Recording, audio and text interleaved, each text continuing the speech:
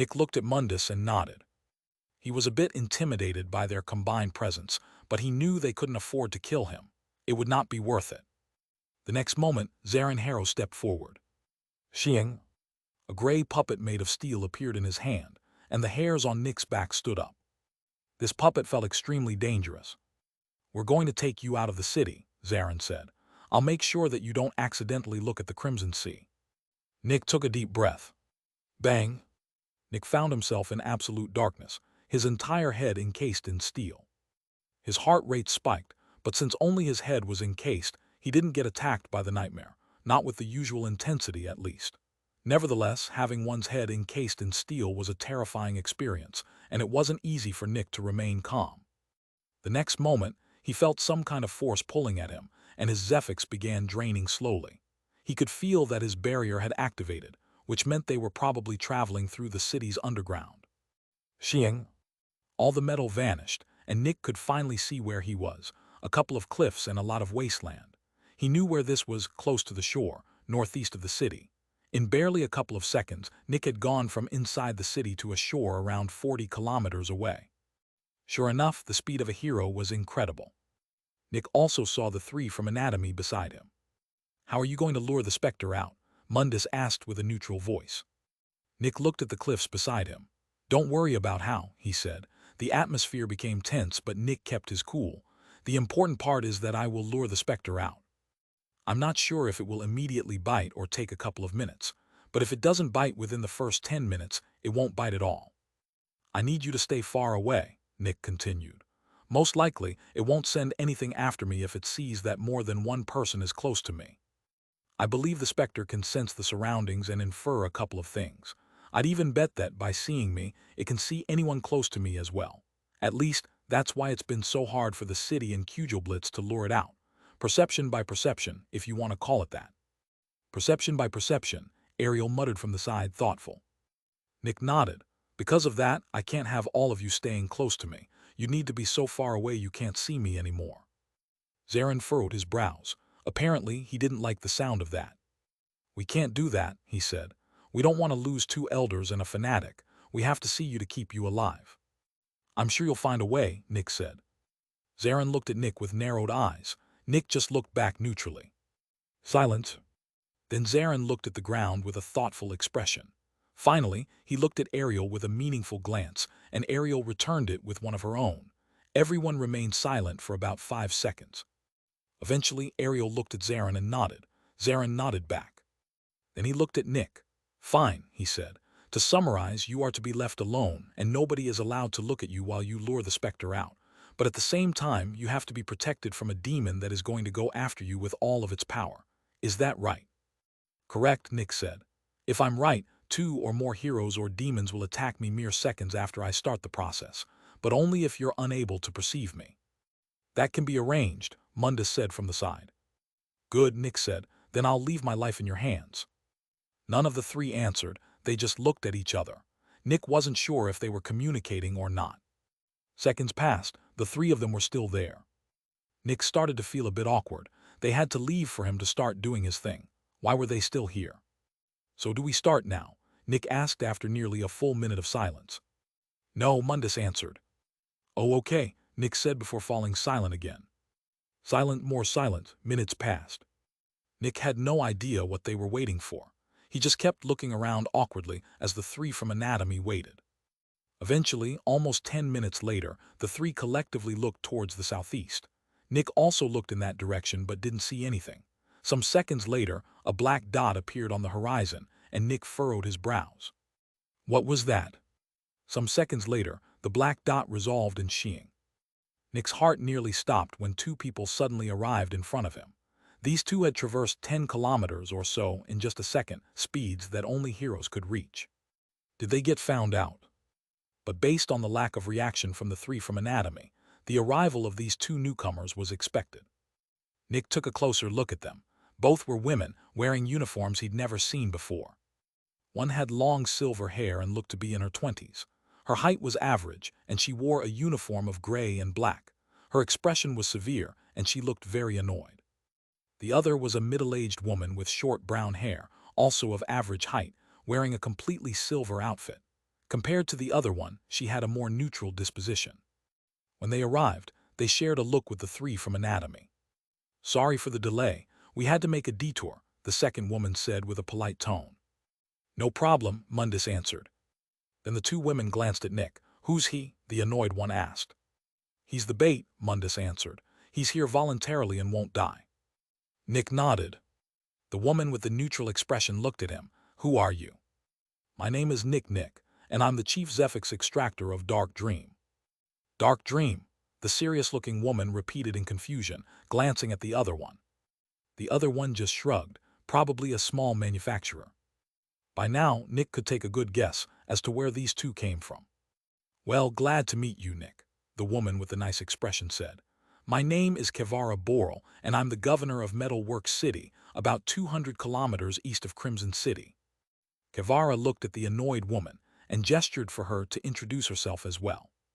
"Name's Liara Jenkins," the annoyed woman said. "I'm the chief Zephyx Extractor of Adamantium." Just as expected, Nick thought.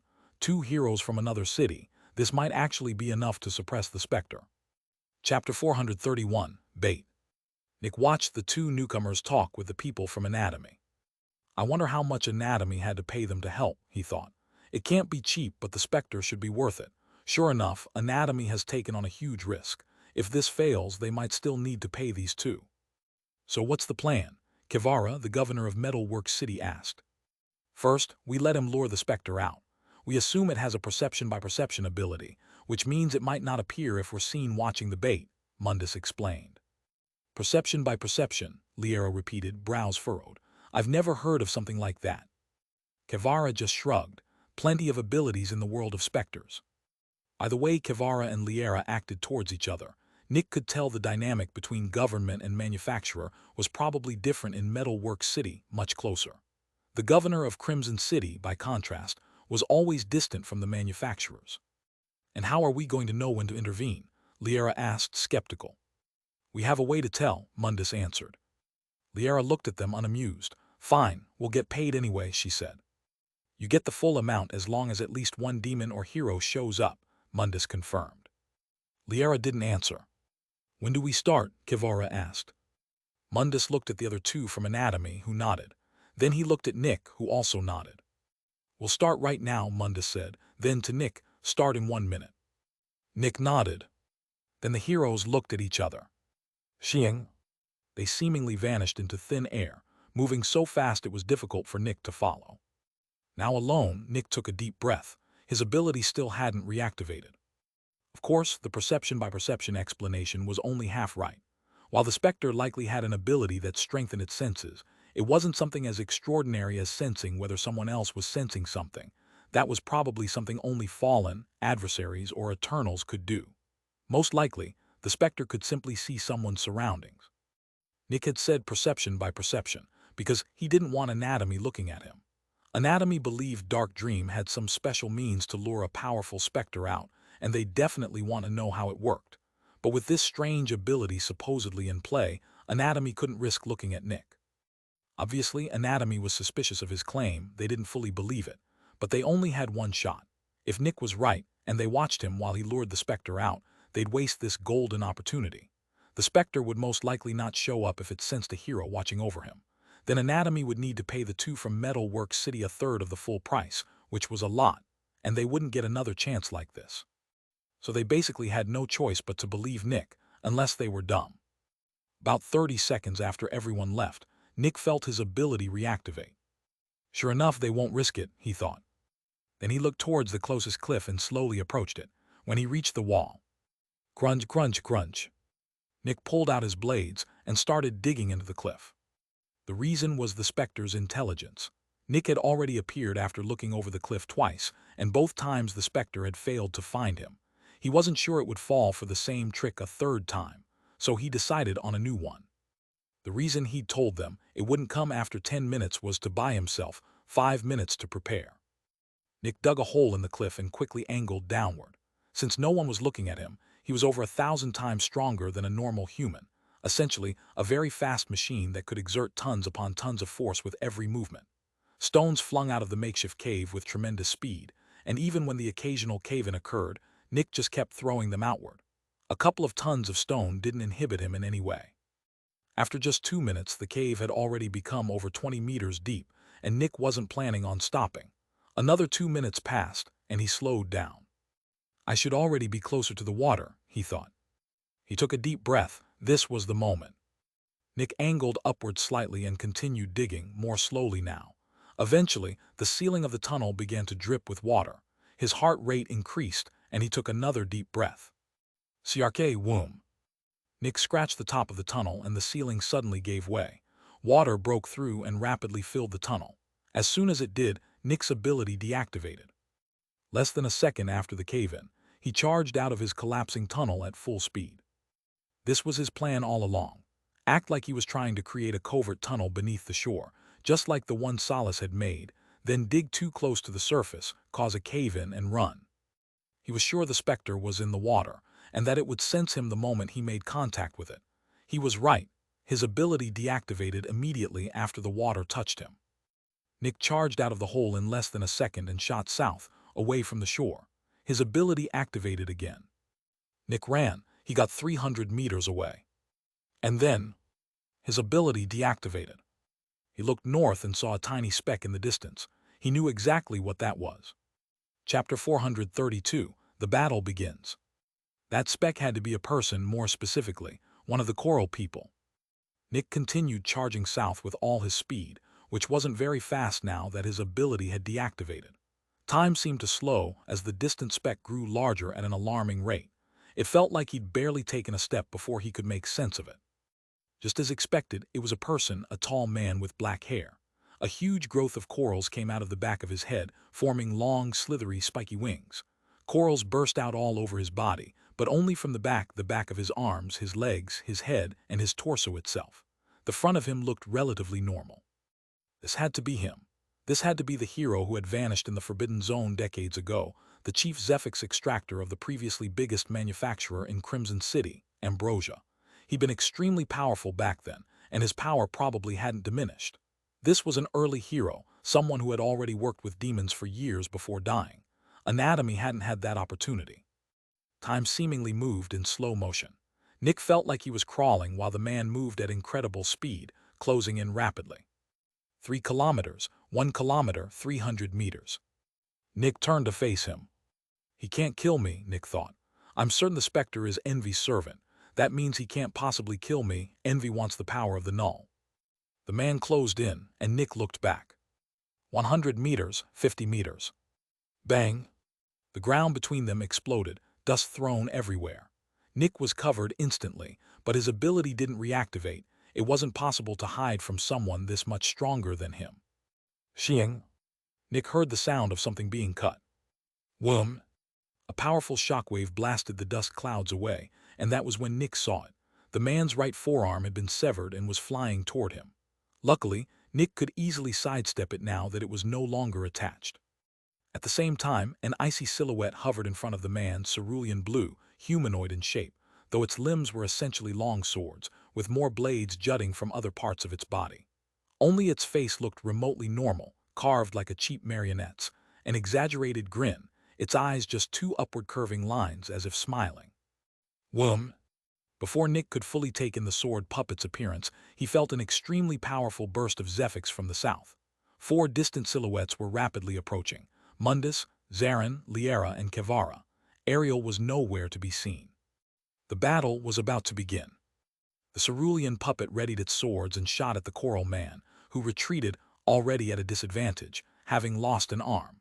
Luckily, the coral people didn't seem able to properly use barriers, weakening them significantly.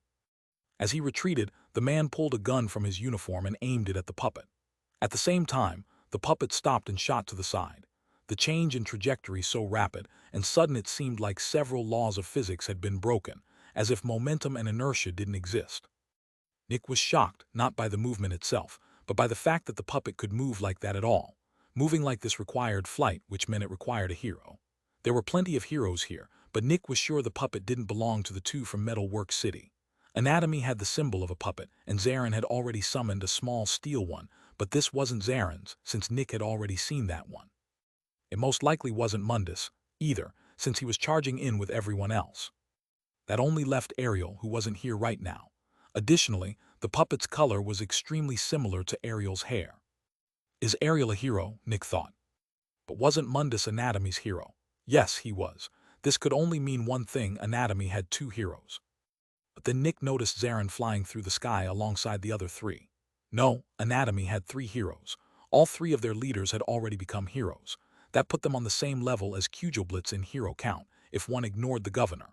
The only place they lagged was level. Since Anatomy didn't have access to a demon, none of their heroes could advance within the hero stage, meaning all three were still initial heroes.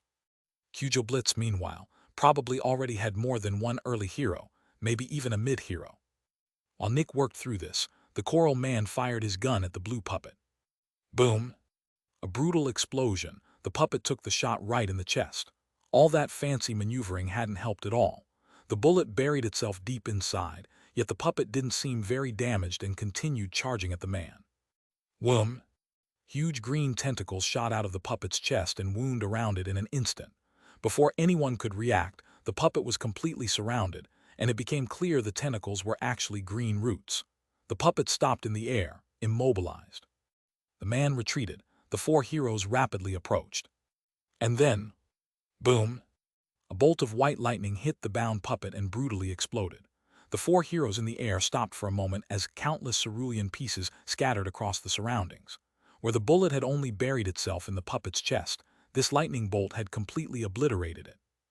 Then the gathered people noticed another figure hovering in the distance, the one who'd shot the bolt.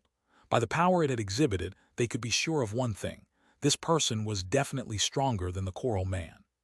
Chapter 433, Manipulator. The person hovering in the distance was seemingly made almost entirely of corals. The front of her body had several long, spiky tendrils of coral coming out of it. The only things exposed were her obviously female chest and the space between her legs. It was obvious this body's previous occupant had been a beautiful woman, but now only a mess of corals, a bit of blue hair, and those intimate parts remained free. Naturally, she'd been the one to fire the terrifying lightning bolt. As soon as she appeared, the two from Metalwork City were shocked. So that's where you were, Kevara shouted at the distant woman before charging forward. The people from Anatomy realized the two from Metalwork City apparently knew the newcomer, but now was not the time to talk. You guys deal with the other one, Liara shouted, shooting after Kevara. The people from Anatomy were not happy to hear that. Liara, as the CZE of the biggest manufacturer in Metalwork City, was an early hero, and Kevara was even a mid-hero. Meanwhile, the three from Anatomy were just initial heroes, meaning Kevara and Liara represented the majority of their combined power, and now both were focusing on only one enemy. But once they remembered the lightning bolt, they were no longer as angry. That woman seemed very powerful. Nick could only watch from the ground as the four shot toward their respective opponents. Zarin reached his opponent first, the man with the root-shooting gun. Xing. A metallic puppet appeared in front of Zarin, its body expanding in the blink of an eye. An instant later, Zarin charged into an open compartment on its back and was surrounded, like the puppet had become some kind of powerful mechanical monster. Bang! Spikes exploded out of it and it swung towards the man with the gun. He retreated further, readied his gun and fired. Whoom! But strings appeared above his body, coming out of all his joints and leading up to the sky. When he fired, his right arm jerked upward as if pulled by one of the strings, and the shot barely missed. Nick could see that Mundus also had a puppet in his hand. Compared to Ariel's cerulean blade puppet and Zarin's steel armor puppet, Mundus seemed ordinary, a plain black puppet standing on his left hand while his right manipulated its strings. Surprisingly, the way it floated looked just like the Coral Man with the gun. Nick could tell Mundus had been the one who made the Coral Man miss. He also realized Mundus could fulfill two roles. He was obviously a manipulator, but his powers could likely also serve the informant role. If Mundus could control an enemy hero, he could definitely control someone weaker. That was when Nick remembered the veteran who had come to get him. That guy had acted like a machine. Had he been controlled by Mundus? After the Coral Man missed his shot, Zarin closed in again. Whoom! A sheet of metal came out of the puppet's arm, and Zarin swung at the enemy. The Coral Man tried to evade, but the strings around his body went taut. Bang! The sheet of metal hit his left leg, and an explosion of blood followed. Once the blood cleared, Nick could see the leg had been turned into something like a bloody sausage. the bones probably broken so badly there might as well be none at all. The coral man could count himself lucky the leg was still attached. At the same time, Nick noticed the man's strings had been cut. Somehow he'd gotten rid of them, which was also why only his leg was injured. Otherwise, his entire body might have turned into a bloody sausage. But at that moment, he pointed his gun at Zarin again, this time with no strings attached to his body. Bang! The gun fired, but more strings appeared at the same time, this time vanishing into the surroundings, entering the air and disappearing. Mundus spun the strings in his hand, and Nick felt an incredible amount of Zephyx pouring out of him. Nick almost couldn't believe what he saw next. The area in a big circle around the coral man seemed to detach from reality, and then it spun. If one looked at the battlefield from above through a round portal, they'd see the outer fifth of their view detaching and spinning. The bullet, which had just entered the spinning part, was spun alongside the surroundings. Due to its speed, it was only inside that part for a tiny amount of time, but it was enough, and it barely missed its target. Then Zarin reached the coral man again. Whoom! Several gigantic plates of steel appeared around the man and immediately compressed, just like when Zarin had surrounded Nick's head with metal, but on a much greater scale. Of course, the steel immediately started to bend and was just about to burst. Something like this couldn't possibly contain a hero. Boom! The world seemed to split apart, a line forming in the air that turned the area around it blurry. Nick knew what this was, how it looked when something moved at extreme speed. As soon as the phenomenon occurred, a small hole appeared in the steel. An instant later, all the metal turned icy blue and shattered into flakes, revealing the coral man beneath. Chapter 434, High-Level Battle. That's a sniper round, Nick thought, looking at the streak in the air. He'd seen many guns fired in his life, but never a sniper round that moved at these speeds. Then he saw the coral man as the icy flakes blew away. A small hole had appeared in the man's abdomen. That bullet had definitely hit its mark. Nick's eyes widened as he saw everything around the hole freezing over. If the man didn't do something, he would be dead soon. Bang! The corals coming out of the man's back suddenly struck his own lower body, shattering it. Everything below his chest was obliterated. If he were a normal human, he'd die within seconds. But this was not only an extremely powerful extractor, but also a meat puppet of a Specter. Even with such devastating damage, he calmly pointed his gun at Zarin again. Zarin charged and Mundus readied himself, but then the gun moved away from Zarin and toward Nick. Nick's eyes widened. He only saw the flash of a distant muzzle. He couldn't even think. The next moments happened at unbelievable speed. The gun fired at Nick, who couldn't hope to dodge. Almost simultaneously, a blue blur shot out from below him, the cerulean sword puppet fully repaired. Or was it a second one? It stopped between Nick and the bullet to block it. But before the bullet reached it, bang! A brutal lightning bolt, faster than the bullet could compete with, obliterated the puppet again, turning it to dust before the bullet even arrived. Nick seemed frozen in time, unable to think at the speed these events unfolded. The bullet shot through the dust of the puppet. Bang! It hit a small plate of steel, just centimeters in front of Nick. Whoom! Huge, long tendrils burst out of the bullet, reaching for him. But at the same moment the steel plate grew, covering more and more of his body. The steel and the bullet battled for dominance, and eventually Nick was encased in a steel ball, itself wrapped in roots. As far as he could tell, he only saw the flash of a muzzle before darkness swallowed him. For an instant he wasn't sure he was still alive. Then the nightmare's influence appeared, and he was certain of it. Burning blades cut into his flesh and peeled it from bone. The only thing he could do was grit his teeth and hold out.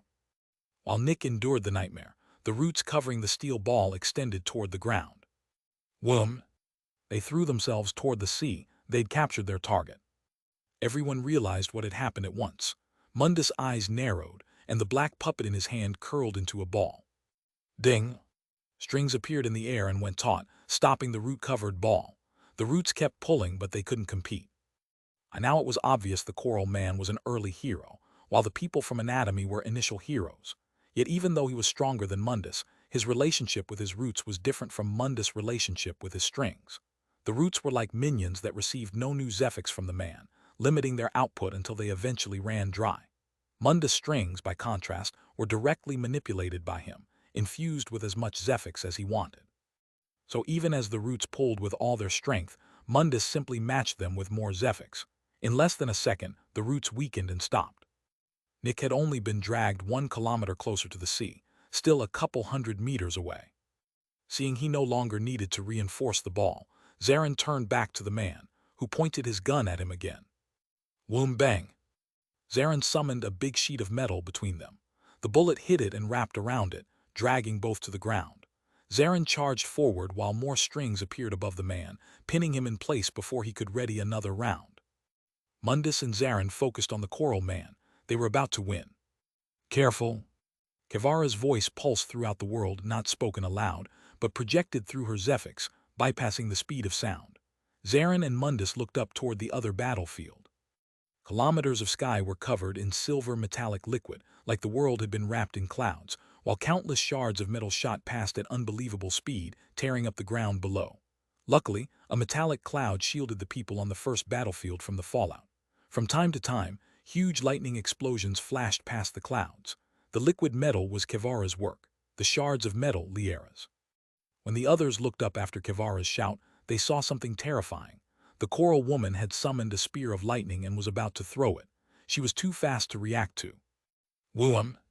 The bolt left the sky, passing over Nick, over Zarin, Mundus, and the coral man, and shot toward the southern horizon, the place the earlier sniper round had come from, where Ariel had to be. Silence. Boom! A kilometer-wide explosion of lightning brightened the horizon. For a moment, there seemed to be two suns. Then, as everyone looked south, a nearly imperceptible whisper of wind swept through the battlefield. An instant later, a new coral man appeared, his entire body almost covered in corals, two longswords in his hands, standing right behind Mundus. Chapter 435, Strings. The combatants didn't even have time to react to the explosion in the south before a third enemy attacked Mundus. The timing had been perfect. No one had noticed the man with the two blades until now, which meant he'd most likely been an assassin in the past, someone whose only jobs were getting close to target and screech. The man's blades moved at incredible speed, tearing into Mundus like he'd been thrown into a meat grinder. Luckily, a dark green barrier appeared around him, sparing him from injury, though his Zephyx was dropping fast. An instant later, a balloon of steel appeared between the two of them and expanded. Zarin's puppet pointed its hand toward Mundus, pumping more and more Zephyx into the metal. Bang, bang, bang. The metal was cut apart again and again, but the attacks no longer reached Mundus. At that moment, Mundus' eyes turned icy. Nick felt an incredible amount of Zephyx gathering, and new strings appeared, blood red this time, attached to Mundus' left arm and the blade man's left arm. The world seemed to shake. Both of their arms detached, no blood, no wound, as if they were puppets. A moment later, the two arms blurred and reappeared, having switched places. Mundus' left arm now sat at the blade man's shoulder and vice versa. In an instant, they reattached. Xiang! A sword covered in black runes appeared in Mundus' right hand, and without hesitation. Xiang! He cut off his own left arm, which had become the blade man's arm, and it fell to the ground. At the same time, Mundus' real left arm, now attached to the blade man's shoulder, reached for the man's right wrist and grabbed it. The man's attack stopped. He'd lost the use of both arms. At the same time, the puppet in Mundus' right hand began to dance, and more strings wound around the blade man. He tried to jump back, but the strings wouldn't let him. He tried to cut them, but the only arm still listening to him was pinned by his other. He couldn't even bite through them. His entire face was covered in corals. Meanwhile, Zarin kept fighting the gun-wielding man. Even though the man was a level stronger, he was so heavily injured it was only a matter of time before Zarin won. We need help. Kevara's voice echoed again. Zarin gritted his teeth. What did they mean, they needed help? Those two were a mid-hero and an early hero, fighting a single opponent who didn't even have a barrier. Was the coral woman a late hero? Zarin's eyes filled with determination as he turned back to the struggling gunman. A terrifying surge of Zephyx shot through the world, and thousands of steel sheets appeared around him. Bang, bang, bang. They all clamped shut around him in an instant. With only one arm left, the one holding his gun, he had no way out. Zarin watched the ball of metal with unbroken focus as more sheets piled on. Strangely, it didn't expand or grow, which could only mean it was growing denser. Meanwhile, the blade man, now fully under Mundus' control, covered in hundreds of strings, his left arm no longer restraining his right, charged past the liquid metal clouds and into the other battlefield. Mundus floated after him slowly. It clearly took intense focus to keep the man under control. Bang! The steel ball in front of Zarin fell to the ground, carving out a gigantic crater. A moment later, Zarin charged toward the other battlefield as well. The battle in the sky intensified, while the ground below went quiet, nothing left but a steel ball wrapped in roots. Bang! Then amid the quiet, 3 small explosions came from the coast. 3 more coral people appeared, but unlike the others, these didn't fly and weren't nearly as fast, clearly not heroes. They rushed to the metal ball, one lifted it easily, and the 3 ran back north. Inside, Nick sensed none of this. He was too busy having his bones ground to dust. The 3 coral people carried him into the water. For the first time, Nick was actually inside the Great Sea to the north, though he couldn't feel it. He could have used his ability to create a bit of light, but that would waste Zephyx he might need to run with later, so he simply endured the nightmare's influence. After they entered the water, the area went quiet again. Up in the air, though, the battle seemed to reach a crescendo, more and more lightning, the clouds of liquid metal shuddering. It looked desperate. Chapter 436, Corals.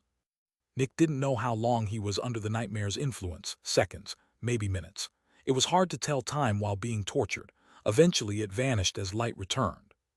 He opened his eyes at the warmth of the sun, and his heart nearly stopped. 3 coral people stood in front of the destroyed metal ball. Terror gripped him immediately, yet one thought gave him hope. They're not allowed to kill me. So Nick collapsed into mist. Turning into mist was extremely dangerous. Any big attack could kill him instantly, like deactivating one's barrier and puffing out one's chest. One punch could be fatal, but since the coral people weren't allowed to kill him, they couldn't risk attacking, and the mist's weakness became a strength. In mist form, Nick rushed out of the ball. The coral people grabbed at him, but mist couldn't be caught by bare hands. He escaped and flew away, finally able to see where he was, a small island covered in corals. He shot south. Whoom! A wall of water rose in front of him, and he had to stop. It was saturated with Zephyx, impossible to pass through. He evaded in another direction, but more water gathered, closing in until only a little space remained. Panic set in. If the water kept closing, it would drain all his Zephyx and kill him, but if he returned to his normal body, he'd be captured. Does it make a difference? Nick thought, defeated. They already got me in this state. Xing. He returned to his normal form. The water immediately wrapped around him, immobilizing him like hardened liquid metal, then turned into a transparent film over his body. He tried to resist, but it forced him into a relaxed standing position. Against his will, he began walking toward the 3 coral people, who watched with neutral eyes. While his body walked calmly, his mind was anything but. He searched desperately for a way to escape and found none. The 3 coral people were specialists, and one had a water ability that could suppress 4 Specters. Even using all his Zephyx, he couldn't create a flash strong enough to blind them. The gap in power was too vast. In this moment of panic, Nick thought of the foreign piece of Zephyx in his neck, the one Simon Francium had left in his body. If he willed it, it would explode, killing him instantly. His only way out. But he didn't use it yet. Maybe there was still a chance. What if the others were still fighting? Then he only had to wait. They had to be close to winning, right? From the corner of his eye, he saw gigantic explosions in the sky. They're still fighting. Metal, liquid metal, ice, wind, lightning, and fire exploded across the sky. The battle looked brutal. Some seconds later, his body stopped walking and he found himself in a clearing. Nearly 50 people knelt there, completely still, like true coral statues, every one of them gazing with reverence at the same spot. In the middle of the clearing, atop a big rock, stood a pillar made of corals, drawing every coral on the island to its base.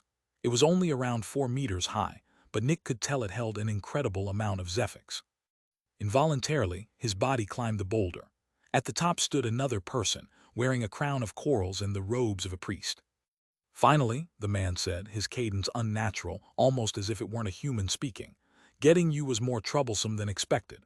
He turned to the pillar and touched it lightly. A small piece of coral detached, and he cradled it carefully in his hands before turning back to Nick. I hope you are worth the effort. Whoom! The statues of coral came to life and ran to the pillar, gathering at its base and lifting. Crack! The pillar rose off the ground. Nick's last hope died. He'd hoped the Specter couldn't easily move, but apparently it could. They'd simply run into the sea with the pillar, and the chances of being found on the ocean floor were minuscule. The priest approached. Nick's body knelt in reverence, exposing his neck. His mind filled with panic and terror. He was about to become one of these things. He focused on the foreign mass of Zephyx in his neck, filled with terror. He had to do it. Boom! A cerulean glint, the priest exploded. Chapter 437, Surrender. Just as Nick was about to trigger the foreign mass of Zephyx in his neck, a cerulean glint appeared in front of him. For a moment his mind went blank. Then an endless wave of relief washed over him. This was probably the closest he'd ever come to dying. The cerulean glint was Ariel's sword puppet. It had burst from the ground and cut the priest apart. Then it turned toward the pillar being carried by the coral people and swung one of its sword arms. Shing! A blue shockwave passed through everyone carrying the pillar. Crunch, crunch, crunch. They all fell to pieces, and the pillar hit the ground. The puppet turned toward the three specialists standing in the clearing. I surrender, they said in unison. The next moment, Nick regained control of his body, and the water around him vanished. Boom! A gigantic fiery explosion tore through the sky far to the south. All the metallic clouds in the distance fell apart and began drifting to the ground. The fight was apparently over. Whoom! 5 people appeared in the clearing, all looking at the 3 coral people and the pillar: Mundus, Zarin, Liera, and Kevara. But the 5th wasn't Ariel. When Nick saw the tall man with the spear, he finally understood how she'd survived that earlier attack. The governor evidently couldn't stay entirely neutral toward Cujoblitz. He'd likely stayed in the background, and when Ariel came under attack, he'd stepped in to save her. Every hero was essential to the city. Losing even one could be catastrophic. The 3 specialists raised their arms in surrender, their expressions dead. Mundus looked at the pillar and summoned his puppet, which began to dance on his hand as strings wound around it. Don't kill my minions, the 3 specialists said. Everyone looked at them. Mundus waved his arm and strings wrapped around the 3 specialists as well. In the end, they and the pillar were completely encased. Silence, it was over. Anatomy had successfully captured the demon. Congratulations, Kevara said with a polite smile. It seems like Crimson City finally got its second demon. Marcus, the governor, looked at her neutrally and nodded. Thank you. It wouldn't have been possible without your help. Only doing what I'm paid to do, Kevara said, smiling. Then she looked at Mundus. I'm expecting the Specters within the month. Liera looked at Mundus too. I'm coming for mine tomorrow. Of course, Mundus answered. Kevara nodded, then glanced at Nick. And look at that, even the little guy survived. It's thanks to Ms. Cerulean, Nick said politely. Kevara chuckled, looking toward the southern sky. To think Melinda was here all along. You knew her? Zarin asked, referring to the powerful coral woman. Kevara and Liera hadn't been strong enough to fight her alone, and even with Mundus and Zarin added, the fight had still been difficult. Only when the governor joined had the tide turned. This extractor had been unreasonably powerful. Kevara nodded. That was Melinda Barnaby. She was my predecessor. I remember her, Crimson City's governor said. If I remember correctly, people believe she betrayed humanity. That was the consensus, Kevara said. Well, it's a stupid question, but I won't get an answer otherwise since everyone keeps talking like they already know everything, Nick thought. Was she very powerful? He asked. Oh yes, very, Kevara said, looking at him. She used to be one of Aegis' agents before she retired and became a governor. She used to travel the world fighting the fallen and the adversaries. Honestly, if she'd had access to her barrier, we might not have one, she sighed. If I'd known I had to fight her, I would have asked for way more. Anyway, today was quite a wild day, but Liera and I have to go back now, she said. Of course, Mundus said, thank you once again. They said their goodbyes, and the 2 from Metal Works City left. Now only the people from Crimson City remained. The governor looked at the cocoon that had been the pillar. According to the amount of Zephyx, this should be a late demon. That's even stronger than the Crimson Fungus, he commented. We can suppress it, Mundus said. The governor looked at him, his expression unreadable, then turned to Zarin. You and Ariel have also become heroes, he asked. Just recently, Zarin answered, equally neutral. And everything went silent. Nick could feel the tension in the air. On the surface, this seemed like small talk, but it wasn't. The governor was clearly unhappy that Anatomy had kept 2 heroes secret, and just as unhappy that 3 initial heroes were now responsible for containing a late demon. Anatomy had shown once again that they weren't trustworthy, and now they had access to the strongest Specter in the city. Worse, this Specter's powers were extremely dangerous. As long as Anatomy kept the pillar imprisoned, they could essentially command its army. With the 3 coral people in the clearing, Anatomy had also gained 3 more specialists. In a single day, Anatomy's power had shot up tremendously. Just 1 day ago, people believed they had only a single initial hero and no demon. Now they had 3 initial heroes and a late demon. Blitz only had 4 heroes, one of them the governor 3, not counting him. Arya was an early hero, but it wasn't certain Blitz would win a team fight. The 3 from Anatomy had always worked as a team, their powers complementing each other perfectly. Anatomy could actually fight Blitz now. Chapter 438, Governor's Crossroads. The city had been relatively peaceful up to now since Anatomy couldn't really fight Blitz. They'd only had a single initial hero to Blitz's 3. But what about now? Anatomy was a genuine threat to them. Would the city remain peaceful? These were genuine concerns running through the governor's mind. With this demon, the entire city might be thrown into disarray. Would there be an actual war between Blitz and Anatomy? And what about him? How would Anatomy treat him now? He had important choices to make. He hadn't expected the demon to be this powerful or Anatomy to have 3 heroes. That was why he'd helped earlier, but now he wasn't sure it had been the right call. Should he remain an honorary member of Blitz, tell them about the demon and kill Anatomy right now before they made it back to the city? Stay neutral and let the 2 manufacturers fight it out. Join Anatomy. The fate of the entire city was being decided right now, and everyone present knew it. There was a good reason Ariel wasn't here. As a sniper, it was best for her to stay far from the battlefield. The governor had saved her life earlier, but she was surely prepared to kill him now if he tried anything. Still, of all the decisions available to him, he wouldn't act on any of them at this moment. Yes, he was a mid-hero, but he knew he most likely wouldn't win against them, and if he lost, he probably wouldn't even die. Most likely, they'd feed him to the pillar and make him into a puppet. When I arrived, you'd already suppressed the Specter, the governor said evenly. Of course, Mundus answered neutrally. The governor looked at Nick, who just gestured that he hadn't seen anything. The governor's brows furrowed. Something monumental had happened, and once again, Nick was present. By now, it was almost surprising he hadn't been involved in the Crimson Sea incident. We're going to deliver the Specters to you within 2 weeks, Zarin said, looking at Nick. Thank you, Nick said politely. It was clear why Zarin had raised that now. Then I'll head back to the city. Thank you for protecting me during the mission, Nick said. Zarin and Mundus just nodded. Nick glanced at the 3 coral people, unworried that the Specter would reveal his background. For once, its intelligence worked in his favor. If it told Anatomy why it was so interested in him, it would have to admit it was Envy's servant, and it knew exactly what that meant. Death. Telling Anatomy the truth was as good as killing itself. Right now, it was probably crafting a convincing lie about why it had attacked him. Nick turned south and ran. When he reached the coast, he didn't stop. He ran straight across the water's surface, unbothered by its density. That wasn't difficult for a powerful extractor. He left the island behind, growing more nervous the further he got, since his ability still hadn't activated. Most likely, Ariel was watching him from her vantage point. He wasn't sure if Anatomy would try to kill him now. The Specter had been captured, and the governor had seen him alive. If he died now, they could claim his death had happened after the mission and had nothing to do with them. That would also put the governor at a crossroads. If he judged Anatomy suspicious, he'd be locked into following Blitz. If he let it go, he'd be locked into neutrality or Anatomy. There was nothing Nick could do to influence the outcome. His only hope was that Anatomy wouldn't want to introduce more unstable variables. The governor's appearance and the Specter's power were already unforeseen enough. Killing him now would only add chaos. Did Anatomy want that? He didn't know. After running for a while, Nick reached the shore and jumped the cliffs. His ability still hadn't reactivated when he landed. He kept running, every step feeling endless. Eventually, his ability reactivated and he took a deep breath. When the crimson pillar of mist came into view, relief hit him. If Anatomy had wanted him dead, they'd have done it by now. He was finally safe. Nick ran past the desert, veered left past the mountain, and half a minute later saw the southern entrance of the city.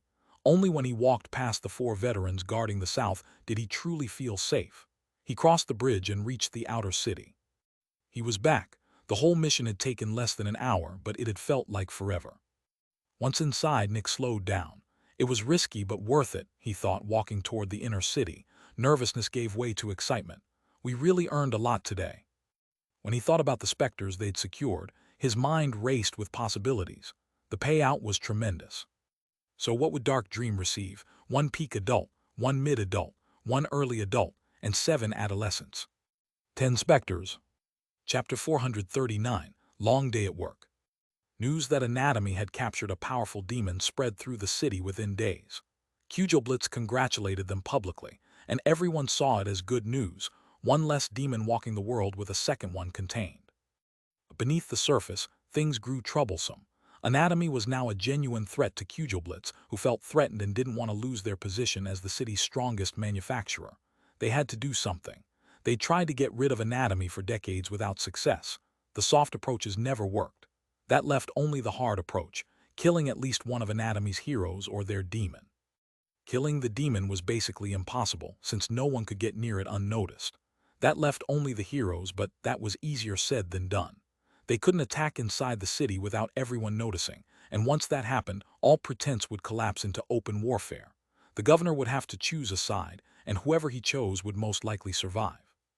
Chances were he'd choose the side opposing whoever escalated first, mainly because he didn't want this situation to occur at all, so he'd made it clear as a counter-incentive that he'd side against the aggressor. If neither side held a clear advantage, neither would risk escalating, keeping the city peaceful. Yet while all these covert mind games played out beneath the surface, ordinary extractors noticed nothing. To them, things seemed just as always. One day later, Liara Jenkins arrived in the city and collected the Specters she'd been promised. Anatomy and Liara kept the number and power a secret, but everyone saw her leave with 3 Specter cages. Then it was Dark Dream's turn. Citizens watched in shock as Extractors from Anatomy delivered one Specter cage after another to Dark Dream. Dark Dream's own employees were just as stunned. They could hardly believe they were getting that many Specters. After over an hour, the people from Anatomy finally left, and Nick got to work. Luckily, Anatomy had already given him all the documentation on the Specters over the past couple of days, so he knew what to expect. The first Specter he visited was on the 7th floor, for Specters with mind powers.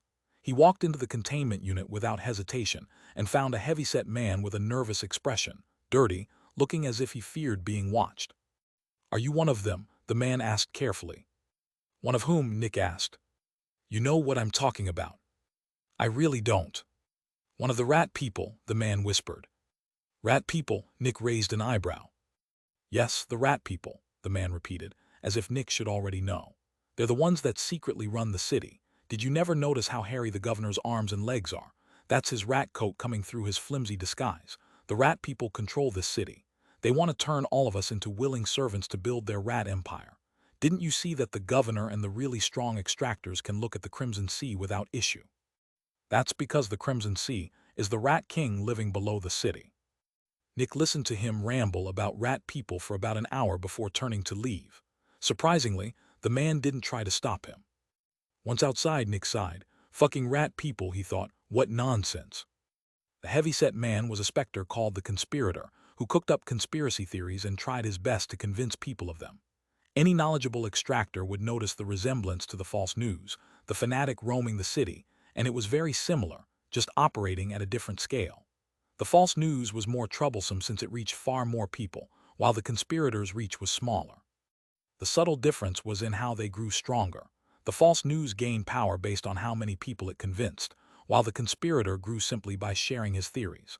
But like the false news, the conspirator was extremely convincing, and every ordinary listener believed him. Luckily, working with him was easy. Dark Dream just needed to send a strong extractor to talk with him, powerful enough that the conspirator's effect would be trivialized, while being careful that the extractor didn't start believing the nonsense themselves. The ability gained from working with the conspirator made an extractor far more convincing to others, though its effectiveness lessened against stronger opponents. After finishing with the conspirator, Nick checked the Zephyx output. If I send someone to work with him every hour of the day, that's about 95 grams. Not a lot, but he's only a mid-adolescent. I'd say a bit below average. Nick closed the door and moved to the next Specter. Chapter 440, Old Acquaintance. Nick walked to the 2nd floor and stopped in front of one of the containment units. Seeing it, he frowned. We're definitely not going to work with this one, but I should still take a look. Inside, he found a beautiful woman with a bright smile, who walked closer as soon as she saw him. "Hello, I haven't seen you before," she said politely. "I read that you have actual intelligence," Nick said calmly. "Of course I do," she laughed. "My file should have said as much." Nick stayed silent for a couple of seconds. "You're not getting any victims during your stay here," he said. "You're an asset, and you'll be sold the first chance I get." She didn't seem offended. "Are you sure? I only need one person and I can produce a whole lot of Zephyx. So I've read, Nick said. But Dark Dream isn't as shady as the owner of your old containment unit. Just stay comfortable and expect to get moved somewhere else at some point. She kept smiling. Nick looked back at her seriously, and finally her mask slipped, friendliness vanishing entirely. Fine, but make it quick, she said, walking to one of the walls. Nick turned and left without another word. Dark Dream would never work with this Specter. Even if an extractor explicitly asked, Nick would refuse. No one in the company would work with her, ever. What was so bad about her? The lady was called the agonizing weight, and she gained power from the emotional distress of someone fearing for a loved one. Back when she was free, she'd abducted the brightest and most beloved people she could find, then contacted their friends and family to tell them they'd see the body again within a week, with a coin flip's odds of the person coming back alive and unharmed, or as a corpse. The stronger the love, the more Zephyx she produced. Working with her was, naturally, insane. The only way was to kidnap someone off the streets who had a family, and Nick refused to do that. He was willing to do a lot for power, but not that. Normally such a Specter was worth almost nothing, since she still occupied a paid-for containment unit. But her ability was amazing for manipulators, letting an extractor manipulate other people's perception of time, which could completely destroy someone's rhythm and focus in battle. That kept her valuable enough to sell eventually. For now, though, the agonizing weight would wait in agony for a new home, since Nick refused to work with her. He moved to another containment unit on the far side of the floor and adjusted the console settings before stepping inside. I don't think it will recognize me, he thought. Inside, a little gray mechanical spider clung to one of the walls. The gray room. Nick had met this Specter before back when he'd infiltrated the Spartans. He'd freed it and worked with it to wreak havoc in their building. Sadly, after that battle it had escaped into the city, and Anatomy had apparently recaptured it since. Hello, my name is Nick, and I'm the Chief Zephyx Extractor of Dark Dream, your new home, Nick said calmly. You'll be working with my extractors from now on, and if things go well you'll get plenty of time with many powerful ones. But if you kill even one of my extractors, I'll forbid anyone from working with you for a while, and if it happens again I'll have to kill you. Do you understand? Scratch, scratch. Two of the gray room's right legs scraped the wall. I presume that's a yes. Scratch, scratch. Great, Nick added. I'll be working with you first. Since I'm the only one here, I've activated the containment unit's timer. In a bit less than an hour you'll be pushed off my head. Don't be surprised. Scratch, scratch. Nick nodded, walked to the middle of the room and sat down. Then you can begin. The gray room left the wall, climbed his body at a normal pace, settled on top of his head and plopped down. Whoom! Nick found himself transported elsewhere. The containment unit and the gray room vanished, replaced by gray endlessness, floor, ceiling and walls indistinguishable, nothing but gray nothingness in every direction, though he could still feel some kind of floor beneath him. According to the documentation, I'll be here for about 50 hours. Better make the best of it, Nick thought. He wasn't truly in some other dimension. In reality, he sat unconscious in the containment unit with the gray room perched on his head. It grew more powerful by inflicting boredom, achieved by trapping its victim in a featureless reality while manipulating their perception of time. 1 hour in reality felt like 50 hours in here. Since Nick would only work with it for 1 real hour, he'd experience roughly 50, and a proper shift would run even longer. Understandably, people weren't exactly eager to work with the gray room. Chapter 441, working more than 24 hours in a day. I'm not sure how effective this will be after only 50 hours, Nick thought, looking around the gray nothingness. The gray room was one of the Specters whose Zephyx output depended heavily on who worked with it. Specters like the money sink, the gambler, or the abductor produced roughly the same amount of Zephyx regardless of the extractor's personality, as long as their power stayed consistent. But others cared about personality. The bleeding lady might cut deeper if she was enjoying herself, and the dreamer produced more the more suffering it inflicted in its dreams. The gray room worked the same way. It grew stronger from boredom, which meant the extractor had to actually be bored. Someone who kept themselves mentally occupied would starve it of Zephyx. Of course, entertainment only lasted so long in featureless nothing. The longer it went on, the more desperate one grew for stimuli, and the more Zephyx it produced. But too much boredom risked trauma, which had to be kept to a minimum. Even ignoring the moral issue, traumatizing his employees by overworking them with the gray room would be terrible for profit. Employees were employees, not slaves.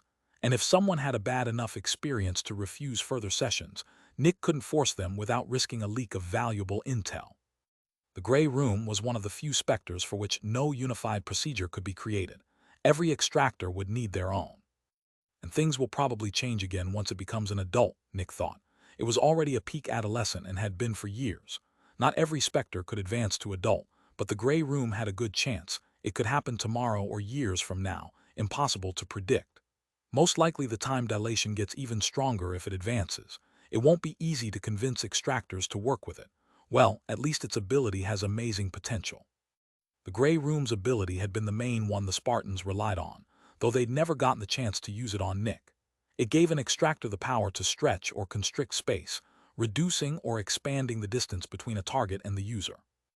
Newbie couldn't do much with it, given how weak the bending was at low power, but its versatility at higher levels was obvious. A bruiser could use it to force a slippery target into range. A sniper could shorten the distance before firing for a far more accurate, harder-to-dodge shot. A manipulator could use it. An assassin could use it to close on a target quickly. A runner could use it. It was crazy. The ability could be developed in any of these directions. With little else to do, Nick spent the time planning how to handle all the Specters and distribute his extractors. It's actually not so bad in here, he thought. I have all the time in the world to plan properly. And now his job as CZE had become brutal.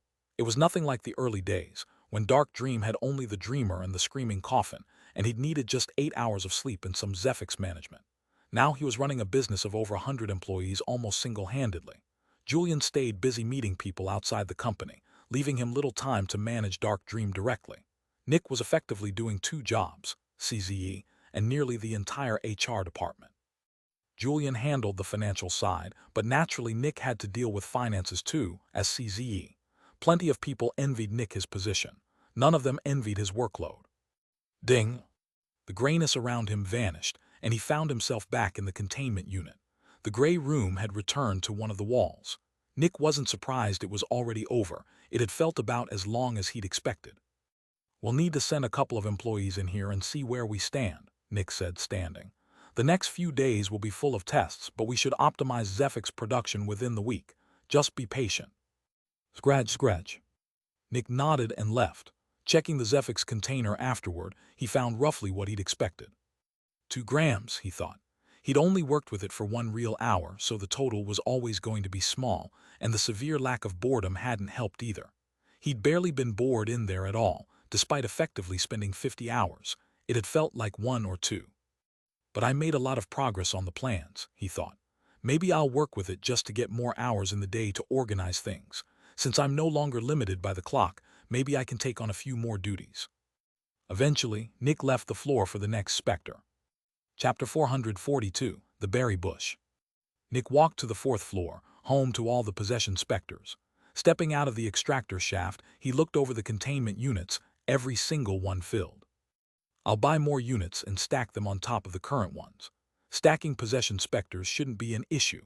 To think this floor's already full after just moving in, I guess that's what happens when you assign only one floor to an entire category. He'd already worked out a plan for stacking while spending time with the Grey Room.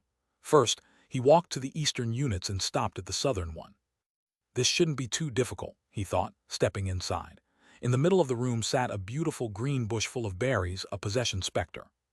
Possession Specters could possess not just dead objects but living ones too. There had been cases involving animals, even one involving a human. Nick studied the bush for a few seconds. It looked and acted like an ordinary bush. If this were a physical Specter, he might have grown suspicious, but possession Specters were notoriously stupid. The glasses, the can, the screaming coffin, the blaze, the rusty hammer, all of them lacked intelligence. The berry bush was no different.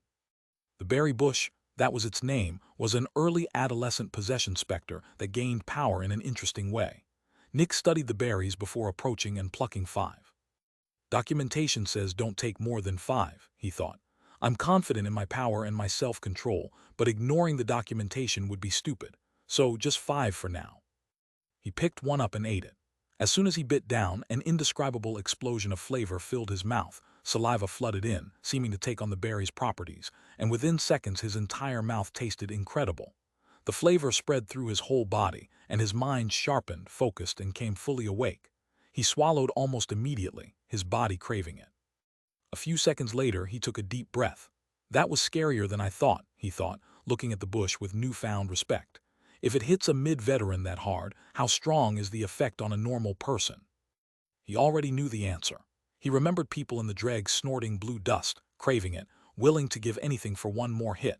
That dust had been ground from the berry bush's berries. The berry bush gained power by making people addicted. The more they craved its berries, the more Zephyx it produced. Since normal people had been the ones snorting it, anatomy had effectively been running a drug business. Was that legal? A powerful organization could bend the law a lot, but one thing made this impossible to legalize outright. It involved a Specter.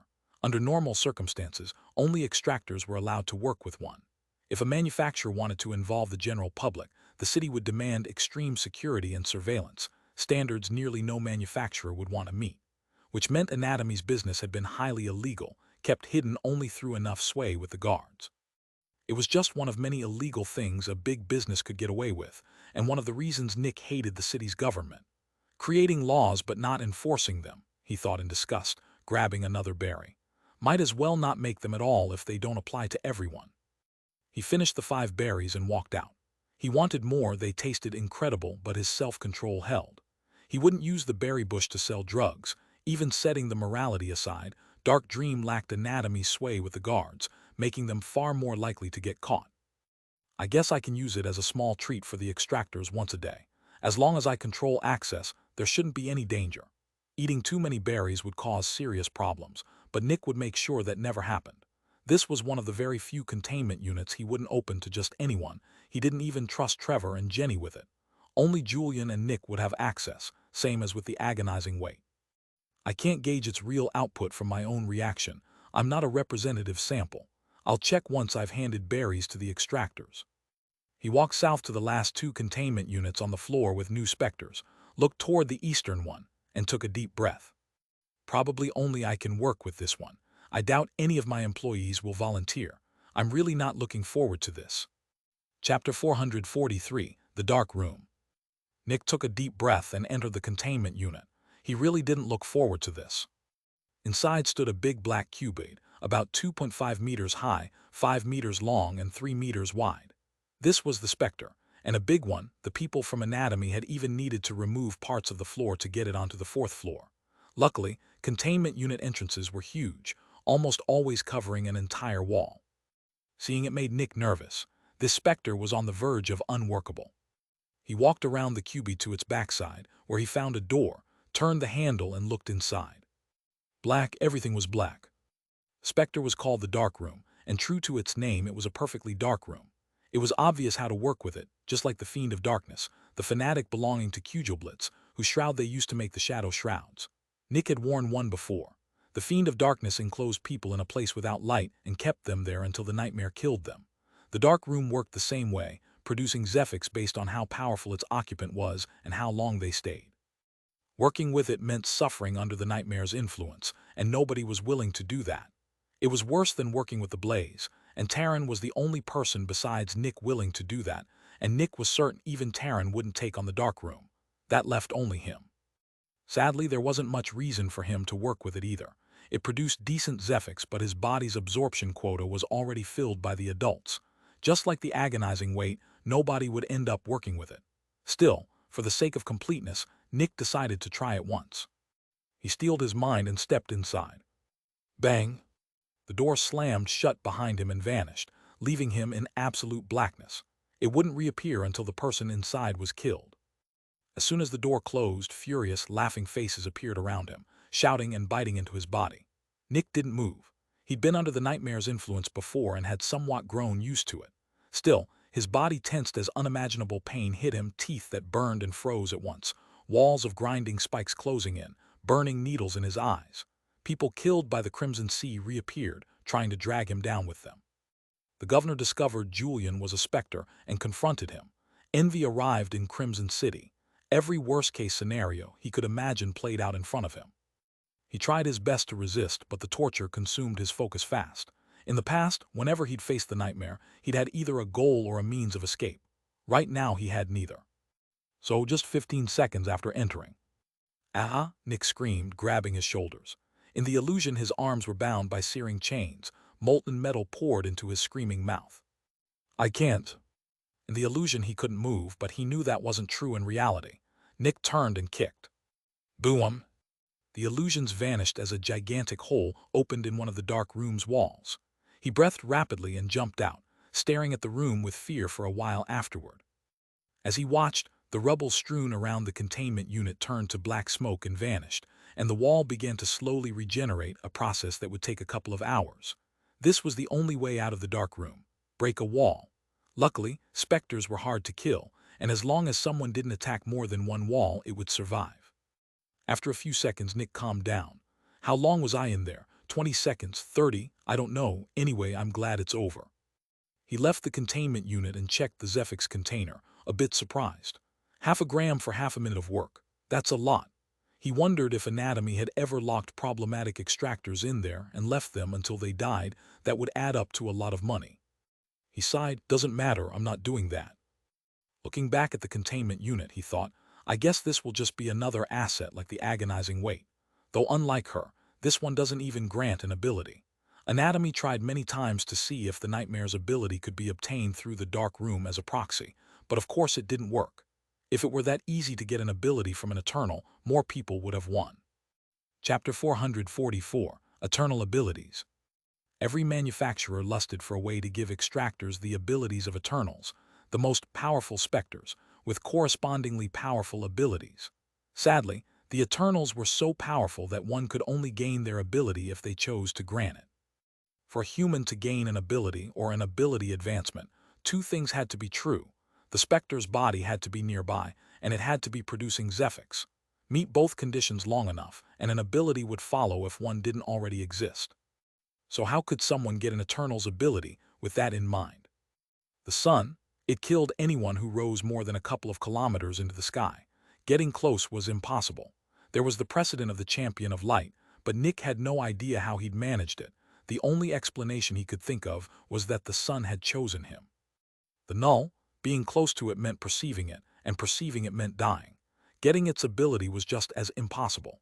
Nick himself had only managed it by getting amnesia at exactly the right moment, and there was a good chance the null had simply chosen not to kill him. The Nightmare? Its influence reached every dark place in the world, but its actual body wasn't present anywhere near a human. Nobody even knew where it was. Impossible. Nurse Alice? Technically possible, but would she hand over her ability? There'd been cases of her looking at random bystanders, people who hadn't asked for death, and killing them anyway. She primarily killed those who wanted to die, but she was still an intelligent, autonomous being, and nothing stopped her from killing at random if she wished. Most likely, those random victims had received her ability, and she simply didn't want it spreading. Finally, the Maw.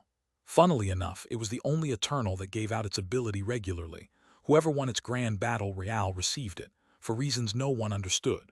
But since the Maw only abducted Extractors, and an Extractor by definition already had an ability, no one had ever received its pure ability, only advancements. That was it, no more Eternals. Getting an ability from one was almost impossible, which was exactly why everyone kept trying. Anatomy had experimented on the dark room extensively.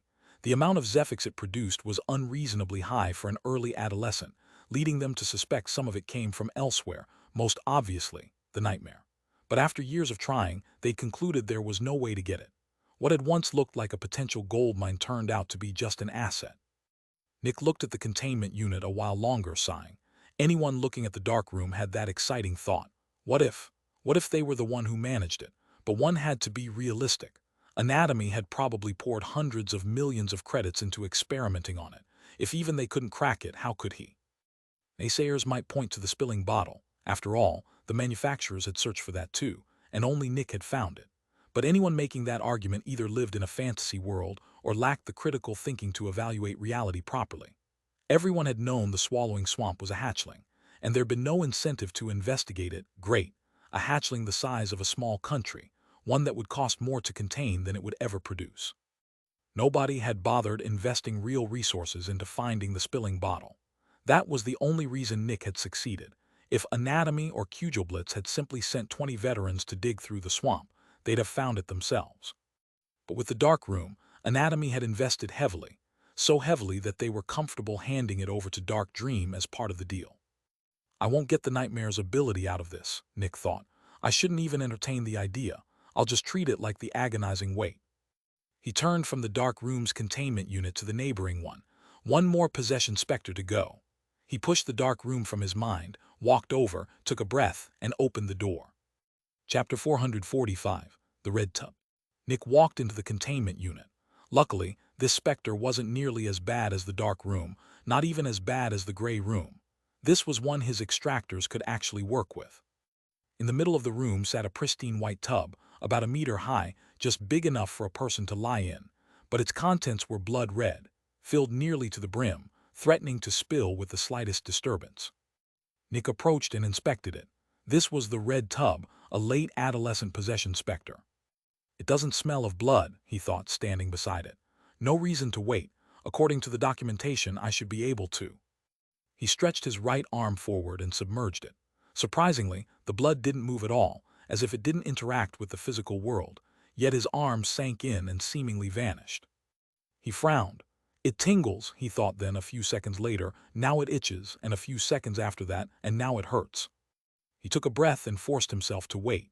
The blood inside expanded and spilled over the sides, a red curtain flowing down the tub's white exterior, but before it reached the ground, it vanished, growing more transparent as it fell until nothing remained. His heart rate climbed. After a few more seconds, he finally pulled his arm out and felt a cold shiver at the sight of it. Red tubes extended from his arm back into the tub, looking exactly like blood vessels, his own blood visibly draining down them. He grabbed the tubes with his other hand and pulled. SCRDCH. They tore free without spilling a single drop, and the spots where they'd attached showed no wound at all, just skin. He let go, and the tubes slowly retracted into the tub until they vanished, the red curtain disappearing along with them. Everything returned to how it had been before he entered. That was how one worked with the red tub. It grew more powerful by absorbing blood, exactly like the Crimson Fungus, though nowhere near its level. The Crimson Fungus was an early demon and not a possession Specter at all. Normally, manufacturers viewed a Specter like the red tub favorably, since blood was a renewable resource that could even be purchased from ordinary people. But this city already had the Crimson Fungus, a demon that also fed on blood and produced far more Zephyx per liter.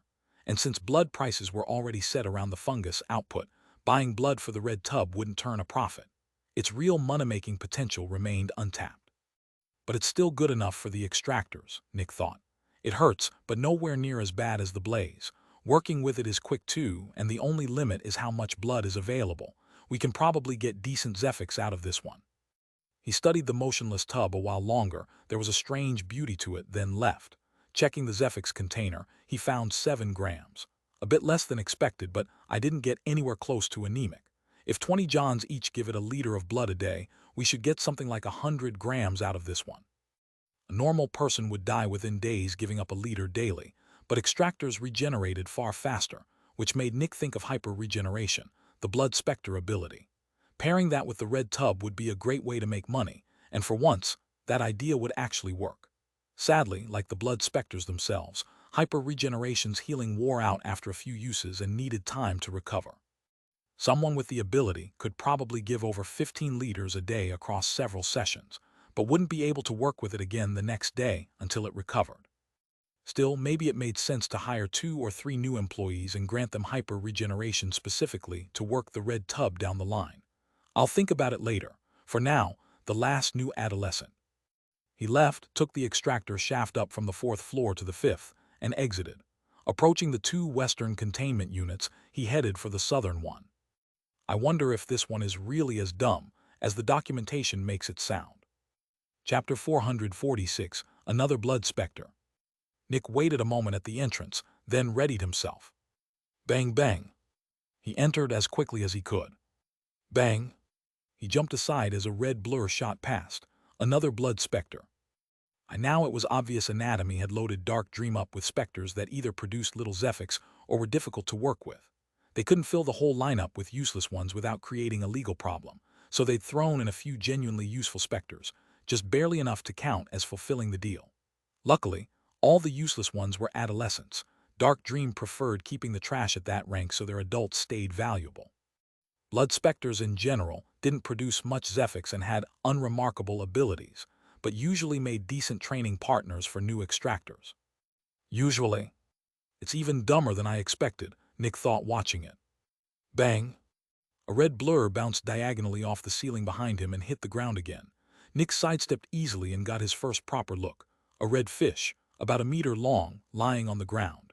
It slapped its tail against the floor and catapulted itself at him. He sidestepped again, and its bloody body smacked into the wall before flopping back down. This was the blood fish, a peak adolescent, and an embarrassment of one. Even an early John could beat it with confidence, given an attack strong enough to actually hurt it. Its body was tough, sure, but slapping the ground with a fin wasn't exactly an optimal offense. Watching it flop around, Nick imagined an ordinary person facing it. Silly as it looked, it still weighed several kilos and could launch itself at over 100 kilometers per hour, hard enough to matter. Ridiculous for its level, sure, but still capable of massacring plenty of humans. It would just look dumb doing it. Bang! Nick kicked it as it lunged again. Bang! It hit the wall and flopped down. One more useless Specter from anatomy, he thought, watching it recover. Who knew there was a blood Specter that wasn't even good for training? I could send a bunch of initial Johns in here, but what's the point dodging a thrown fish? I can throw fish at them myself. We don't need a Specter for that. Bang! He punched it the next time it jumped, and it hit the wall and flopped down again, same as before. This is a peak adolescent. This is something Extractors train for years to beat and suppress. I guess even the blood ancestor isn't perfect. At least this proves blood Specter creation is random, which means the blood ancestor isn't actually intelligent. Bang! But seriously, a peak adolescent. I'd expect this from a hatchling. Even the blood hawk is scarier, and that's only an early hatchling. Bang! I wonder if it's actually dangerous in a pool. Probably it's still a fish. Bang! He punched it one last time, watching it hit the wall again. That should be it, he thought. The bloodfish stayed motionless by the wall for over 20 seconds. Yeah, that's it, Nick thought, walking to the exit. He opened the door. Slap! The bloodfish threw itself at him one more time. He just slapped it aside. Okay, but that's it, he thought, walking out and closing the door without further incident. I should just ask Jenny to beat this thing up once a day. No point sending a normal extractor in for the few grams of Zephyx it produces. But Jenny's busy enough as team leader that she could still absorb more in a day, and this is quick and easy. He checked the Zephyx container. About 60 grams, as expected. Pitiful for a peak adolescent. But I guess slapping a fish around for a couple minutes for a few thousand credits is a comfortable living. At least I won't have trouble convincing Extractors to work with this one. He closed the little door and looked toward the extractor shafts. That's it, the 7 new adolescents. The conspirator seems pretty useful. The agonizing weight is just a valuable asset waiting to be sold, same with the dark room. The gray room is very good, solid Zephyx production and a nice ability. The berry bush is actually pretty nice too, might even boost employee morale. The red tub is okay, average production, no ability. And I guess the blood fish can be a treat for Extractors who performed well. Anyway, that only leaves the 3 adults. At least those aren't useless, Nick thought, approaching the extractor shafts. Chapter 447, Eye Contact. Nick went to the 3rd floor, home to all 3 new adults. He decided to make this floor exclusively for adults, and it felt good seeing half its containment units already filled. Together with the blaze on the 4th floor, Dark Dream now had 5 adults. And only 2 veterans, he thought, brows furrowed. We're allowed to keep the Specters thanks to Julian's power, but we really need more veterans. Taryn and Jenny should hurry up. Though even with the 2 of them, we'd still be nowhere near working the adults at peak efficiency. Sadly, getting veterans from outside is basically impossible. We're not Blitz. He pushed the thought aside and looked toward the northeastern containment unit. According to the documentation, working with this one should be about as exhausting as the talker. He approached, took a breath, and entered. His gaze locked immediately onto the Specter in the middle of the room. It had a humanoid shape, but that was the only human thing about it. Its entire body was covered in human eyes with red irises, all frantically scanning the room. It didn't matter where Nick looked. Making eye contact was unavoidable. Whichever eyes he focused on went still and stared back, while the rest kept darting in his peripheral vision, and the instant he shifted focus to those, they went still too. It was deeply disorienting, constant motion at the edge of sight that vanished the moment he tried to look at it directly. He couldn't even tell which way the Specter was facing, since its front and back were identical, no joints at all, essentially a 2D painting of a human, if that human were made of eyes. This is definitely one of the creepier ones we have, Nick thought calmly. He was unsettled but not scared, he knew what it could do, and was confident he could handle it if it attacked. This was the early adult, and he could suppress it if necessary. Seconds passed, then minutes, nothing changed. Nick just kept looking from eye to eye. This was the attention seeker, and true to its name, it wanted attention. Blinking was fine. Looking away briefly, no more than a second, was okay too. Working with it was similar to working with the talker, constant, uninterruptible attention on one task. But where the talker only needed active engagement every few seconds, requiring real effort in what one said, the attention seeker just needed to be looked at, no mental effort required. It was even fine to defocus and stare into space, as long as the pupils pointed its way. For minutes on end, Nick's gaze drifted from eye to eye. With so many to look at, it wasn't entirely boring. Minutes passed. He spaced out. After about half an hour, he found himself planning things in his head again. Something moved in his peripheral vision, and he refocused, eyes widening as he realized the Specter had crept much closer. Guess I looked away too long, he thought, now only 2 meters from it. Should be more careful. The attention seeker had no intelligence. It ran purely on instinct. If nothing living was nearby, it stood still. If something was, it tried to get that thing's attention, usually by attacking. The moment its target looked at it, it stopped and basked in the attention. Ironically, since it never moved while being watched, nobody had ever actually seen it attack. Creepy, but ultimately beside the point, this behavior made it excellent for manufacturers. Since it never attacked anyone looking at it, suppressing it was trivial. Even a John could do it. Walk up, lift it, carry it while maintaining eye contact, and set it back in a containment unit. Extractors could even poke its eyes, though no one had ever tried. It was one of the safest Specters to have on site, unlikely to kill anyone even during a containment breach. The one real danger was to weaker employees. A veteran who spaced out had a barrier strong enough to survive its attacks until they looked back and the attack stopped. A John who spaced out wouldn't be so lucky, which simply meant only veterans could work with it. As long as a veteran was on duty, there were no issues. Chapter 448, Double Deal. Since Dark Dream only had 2 people who could work with the attention seeker anyway, Nick decided to spend about 4 hours in there. A clock near the ceiling let him check the time occasionally, carefully, since looking too long was risky. After about an hour, he noticed his focus slipping, and the attention seeker had closed to within a meter. An hour after that, it stood directly in front of him, well within striking distance. Instead of fear, Nick felt a flicker of interest. He could have walked around it to the far wall, putting several meters back between them, but he decided against it and just kept looking forward. For the next 2 hours, it didn't move. Why? Had he suddenly started paying more attention? No, he was just as distracted as before. But the Specter now filled so much of his peripheral vision that looking away would have required actually turning his head, and he wasn't distracted enough to do that. Being closer, oddly, made it easier to work with. "Give me a sec, I have to check the clock," Nick said, turning his head just enough to glance past it at the clock before snapping back. "All right, we can continue." Silence. The Specter didn't answer, its eyes just stared into his. A couple minutes later, his planned 4 hours were up. Time to head out, he thought, but first. He slowly pushed his right arm forward, feeling the squishy press of exposed eyes against his hand, and kept pushing. The attention seeker floated backward like a human-shaped balloon. Once he'd pushed it to the center of the room, he backed toward the exit, opened the door without looking away, stepped through, and shut it behind him, cutting the eye contact. He was practiced at this. He left the talker's containment unit the same way. "All right," he thought once outside.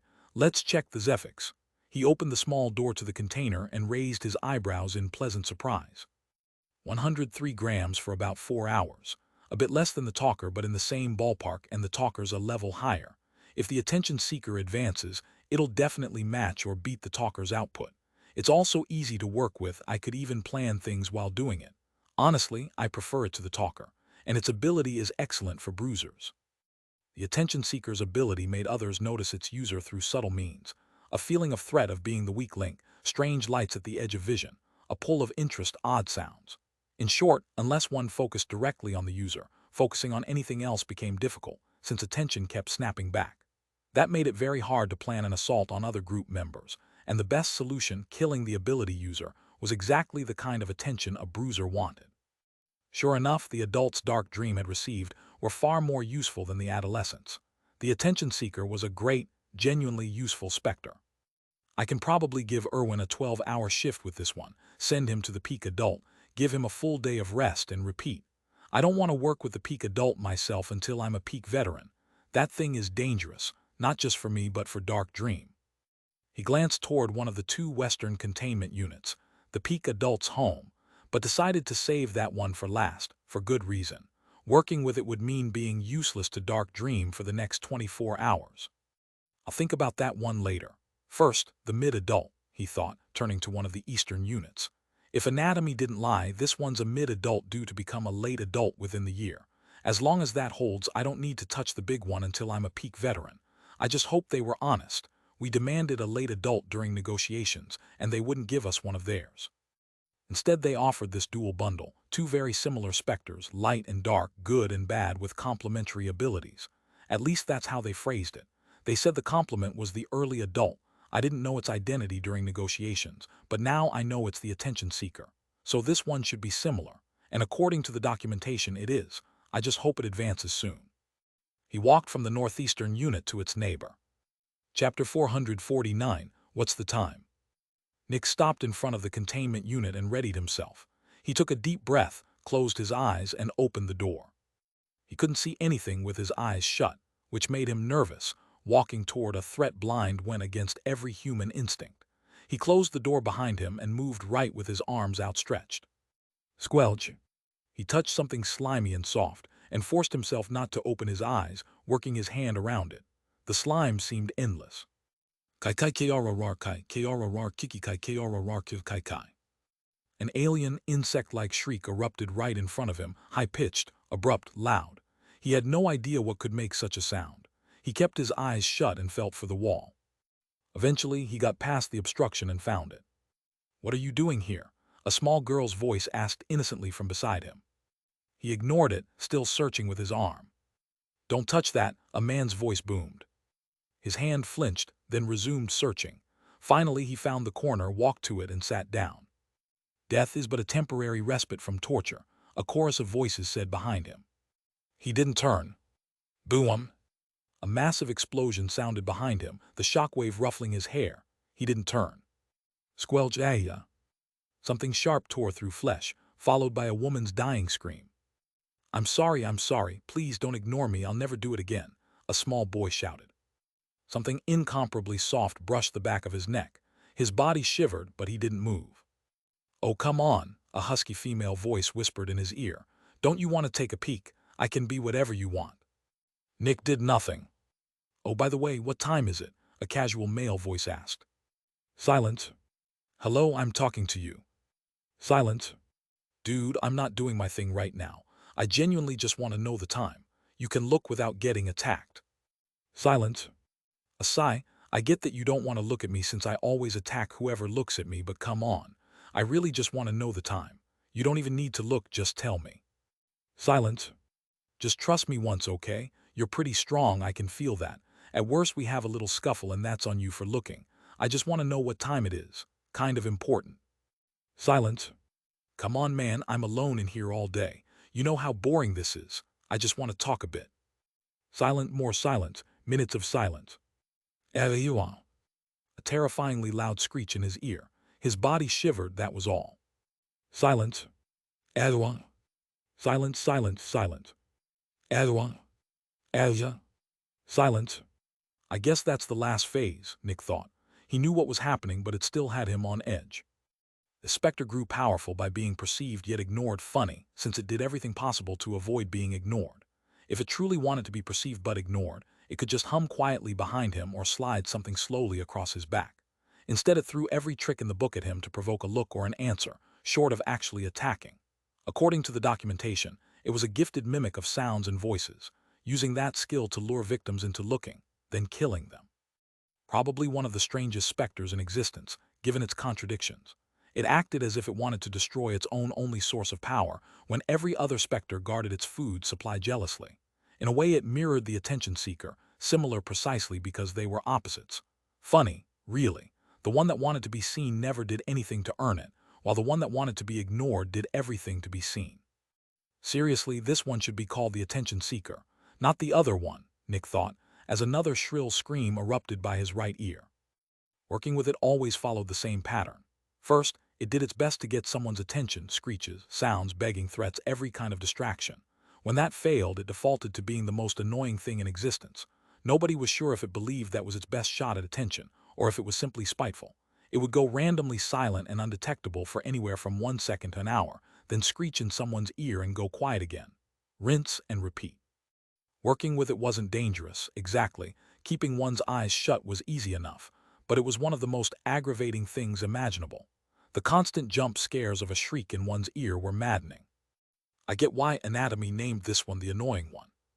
Edwin. Chapter 450, Regretful Ability.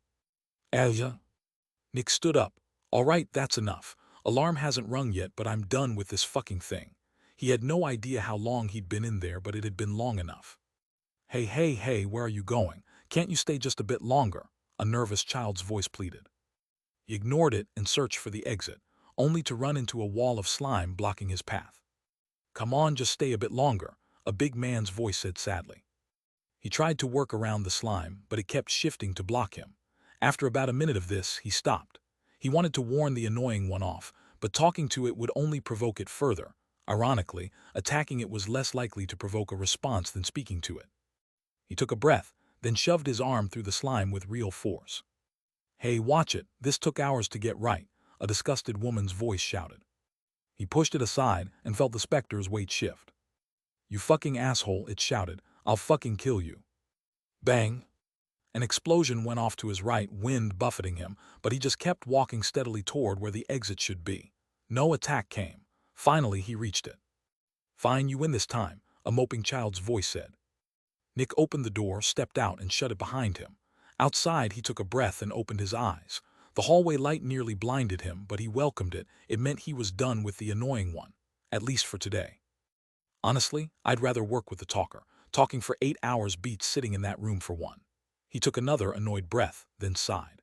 But the annoying one needs constant work if it's going to become a late adult soon, and we only have 2 people who can handle it. Guess I'm stuck doing 12 hours a day if I wanted to advance within the year. Maybe I'll make earplugs and get some kind of vibrating alarm for the time. Ah, fuck, I forgot. The documentation says if it notices we can't hear it, it starts sliding its slimy appendages down our shirts. It even starts molesting us. Nick groaned. This fucking guy. Is this why Anatomy wanted us to have him so badly? He checked the console. 2 hours, 42 minutes. That's how long I was in there. Then he checked the Zephyx container. Let's see if it at least produced well. About 80 grams, he thought. Same ballpark as the talker. He sighed again. I guess there's really no excuse for skipping this thing except pure annoyance. He closed the door and looked back at the entrance. At least there's one good thing about this specimen, its ability. The annoying one had the opposite ability of the attention seeker. Instead of pulling attention toward its user, it pushed attention away, making other things seem far more interesting by comparison. The user effectively became an unassuming gray nobody, invisible to notice. Where the attention seeker's ability suited bruisers, this one was perfect for runners and assassins. Naturally, it would have suited Nick perfectly too. If I'd known this Specter existed, I'd have picked it for my ability advancement when I became a veteran, he thought. But now it's too late. During ability advancement, an extractor could only draw from a stronger Specter. How much stronger didn't matter, only that it was stronger at all. Nick could use an elder, a fanatic, or even a demon if he ever became an expert, but not a hatchling, adolescent, or adult. To use the annoying one, he'd needed to reach the elder stage first, a process that could take at least 2 decades if it happened at all. Not every Specter could advance that far. Nick wasn't willing to wait that long. Julian's fast growth already put enough pressure on him. Well, nothing to be done about it now. Not even sure that ability would have been better anyway. The ability to blind my enemies has already saved my life, and I can make light in darkness too. Guess it comes down to what I value more, staying hidden longer or escaping after I've already been spotted. He glanced at the Western containment unit. I should get everything ready for the next 24 hours. No point taking chances. He left the 3rd floor for his office, spent the next couple hours making plans and putting his affairs in order. He wouldn't be reachable for Dark Dream during that stretch. Then returned to the 3rd floor and stopped in front of the last containment unit. As long as I don't do anything, nothing should happen, Nick thought. Chapter 451, 10 out of 10. Nick took a deep breath and opened the door to the peak adults containment unit. He was still only a mid-veteran, considerably weaker than a peak adult, and with nowhere to hide inside the unit, he felt his nerves spike. If it attacked, he'd genuinely be in danger, but according to the documentation, it shouldn't. Inside stood a dead tree, barely 2 meters tall with almost no roots and only a single branch looking ready to topple. The tree wasn't the Specter, it was something the Specter owned. When they'd found the Specter, it had this tree with it, and attempting to remove the tree had provoked an attack. In the end, they decided to just let it keep the tree. With it nearby, the Specter stayed far less aggressive. On that single branch sat a black crow. Just a black crow. Crows used to live in Crimson City, but the Crimson Sea had wiped them all out and made new ones impossible, though the odd bird still occasionally flew between cities, since birds were about the only animals that could survive crossing the wasteland, provided they eventually reached a city for food.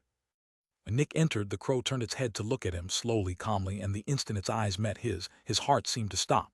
Fear exploded through him. He felt certain he was about to die. It reminded him involuntarily of the first time the dreamer had noticed him in the sewers, the feeling of being seen by one's greatest predator. Cold sweat broke out over his body, but he didn't move. A few seconds passed. Finally, the crow looked away, its gaze settling on a random point on the wall. Nick took a breath. That should be it, he thought. He walked carefully to the exit, stepped out, closed the door, and checked 3 times that it was locked. His heart still racing, he slowly opened the small door to the Zephyx container and took another deep breath at what he saw. 980 grams, almost an entire kilo, he thought, stunned. Revenue like that with zero investment, insanely profitable. He closed the container and made his way to the stairs, feeling unusually vigilant and on edge the whole walk to his office. Only once inside, with the door shut, did he begin to relax. And now I have to stay here for the next 24 hours, he thought, mind drifting back to the crow. It produces a crazy amount of Zephyx, but it puts someone out of commission for a full day in return, and working with it is extremely dangerous.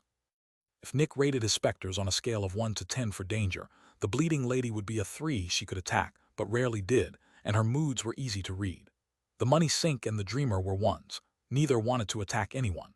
The talker was maybe a 7, it would attack, and one needed real skill to get out before that happened. The attention seeker was probably a 2. It might get 1 attack in at most before someone noticed and looked.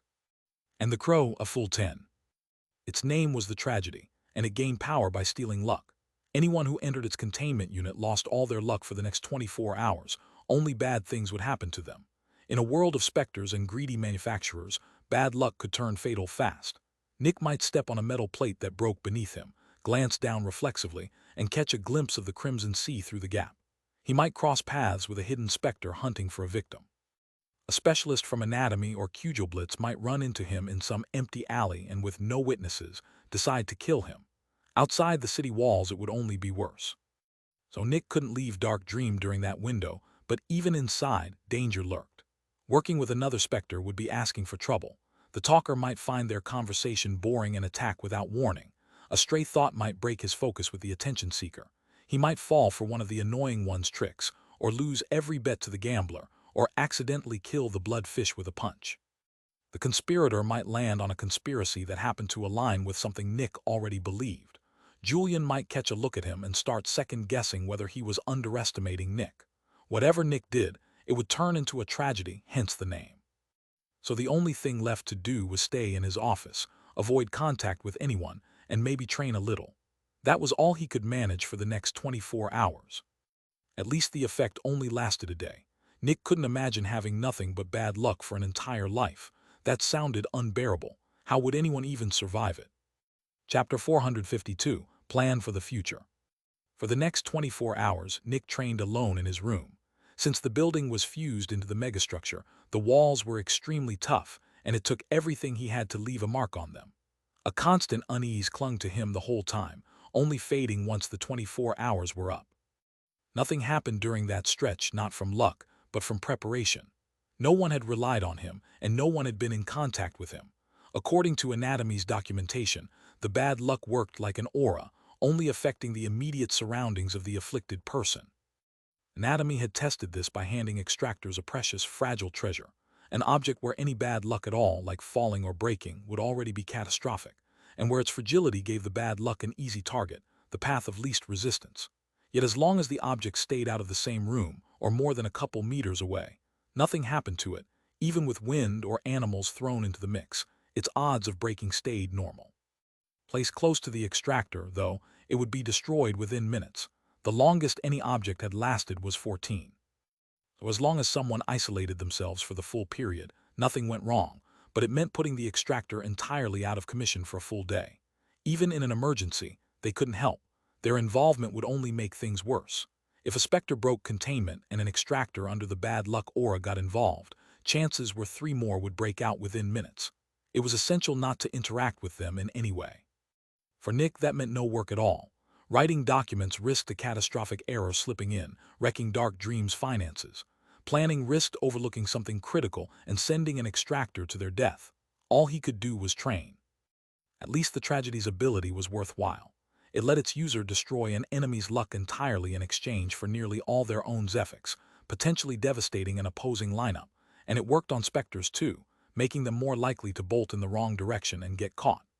The drawback was that it could basically only be used once per fight, after which its user became useless until their Zephyx recovered. Once the 24 hours passed, Nick returned to his daily rounds, checking every Specter in its Zephyx container. Sometime after, he reviewed all the new Specters and drew up fresh plans. Dark Dream now had 38 Extractors and 28 Specters, not a great ratio. Manufacturers generally wanted 3 Extractors per Specter, sometimes more depending on the Specter, which meant Dark Dream needed to roughly double its extractor count. Especially concerning was the shortage of veterans. Irwin was the only one besides Nick. Nick assigned Irwin 12 hours a day with the annoying one, followed by a visit to the tragedy, then 2 days off, the first 24 hours of which had to be spent in isolation.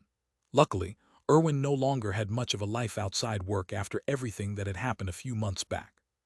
Nick's own schedule became 12 hours with the annoying one daily duties, a visit to the gray room to buy time for planning, and the rest of the day spent organizing. Then repeat. The top priority was getting the annoying one to advance. He wanted to avoid the tragedy until absolutely necessary, given the full day it cost him. That covered the adults. Nobody worked the talker. Nobody worked the attention seeker. The annoying one got attention roughly 2/3 of the time.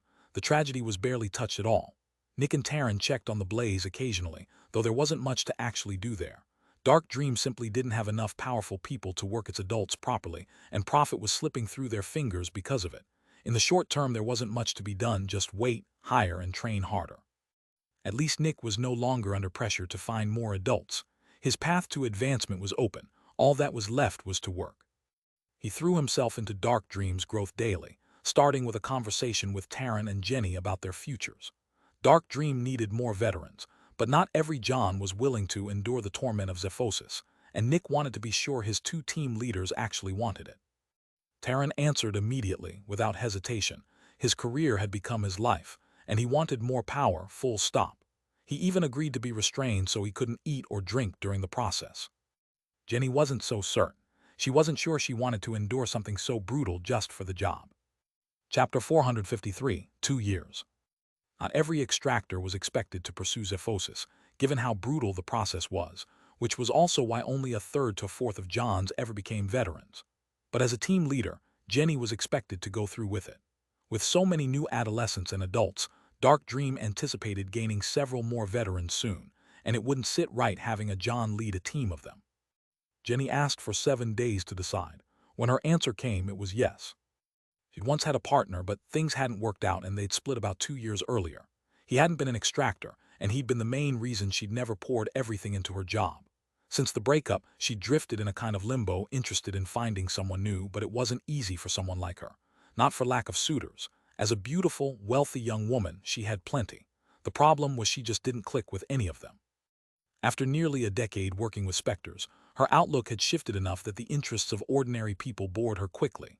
Romance with an extractor from another manufacturer was a conflict of interest, and romance with one of her own employees came with too much power imbalance. Sure, Taryn or Irwin could technically work, but neither was to her taste. Over those 7 days, she thought hard about her life and decided she wanted to invest more in her work. That was what settled it. 5 months later, 10 years after joining Dark Dream, she did it. It was brutal, but her willpower carried her through 3 days without sleep, water, or food. She achieved Zephyx, then underwent her ability advancement shortly after and became a veteran. A year after that, Terran followed. According to him, Zephyx had been easier than he'd braced for. 11 years after its founding, Dark Dream had 4 veterans.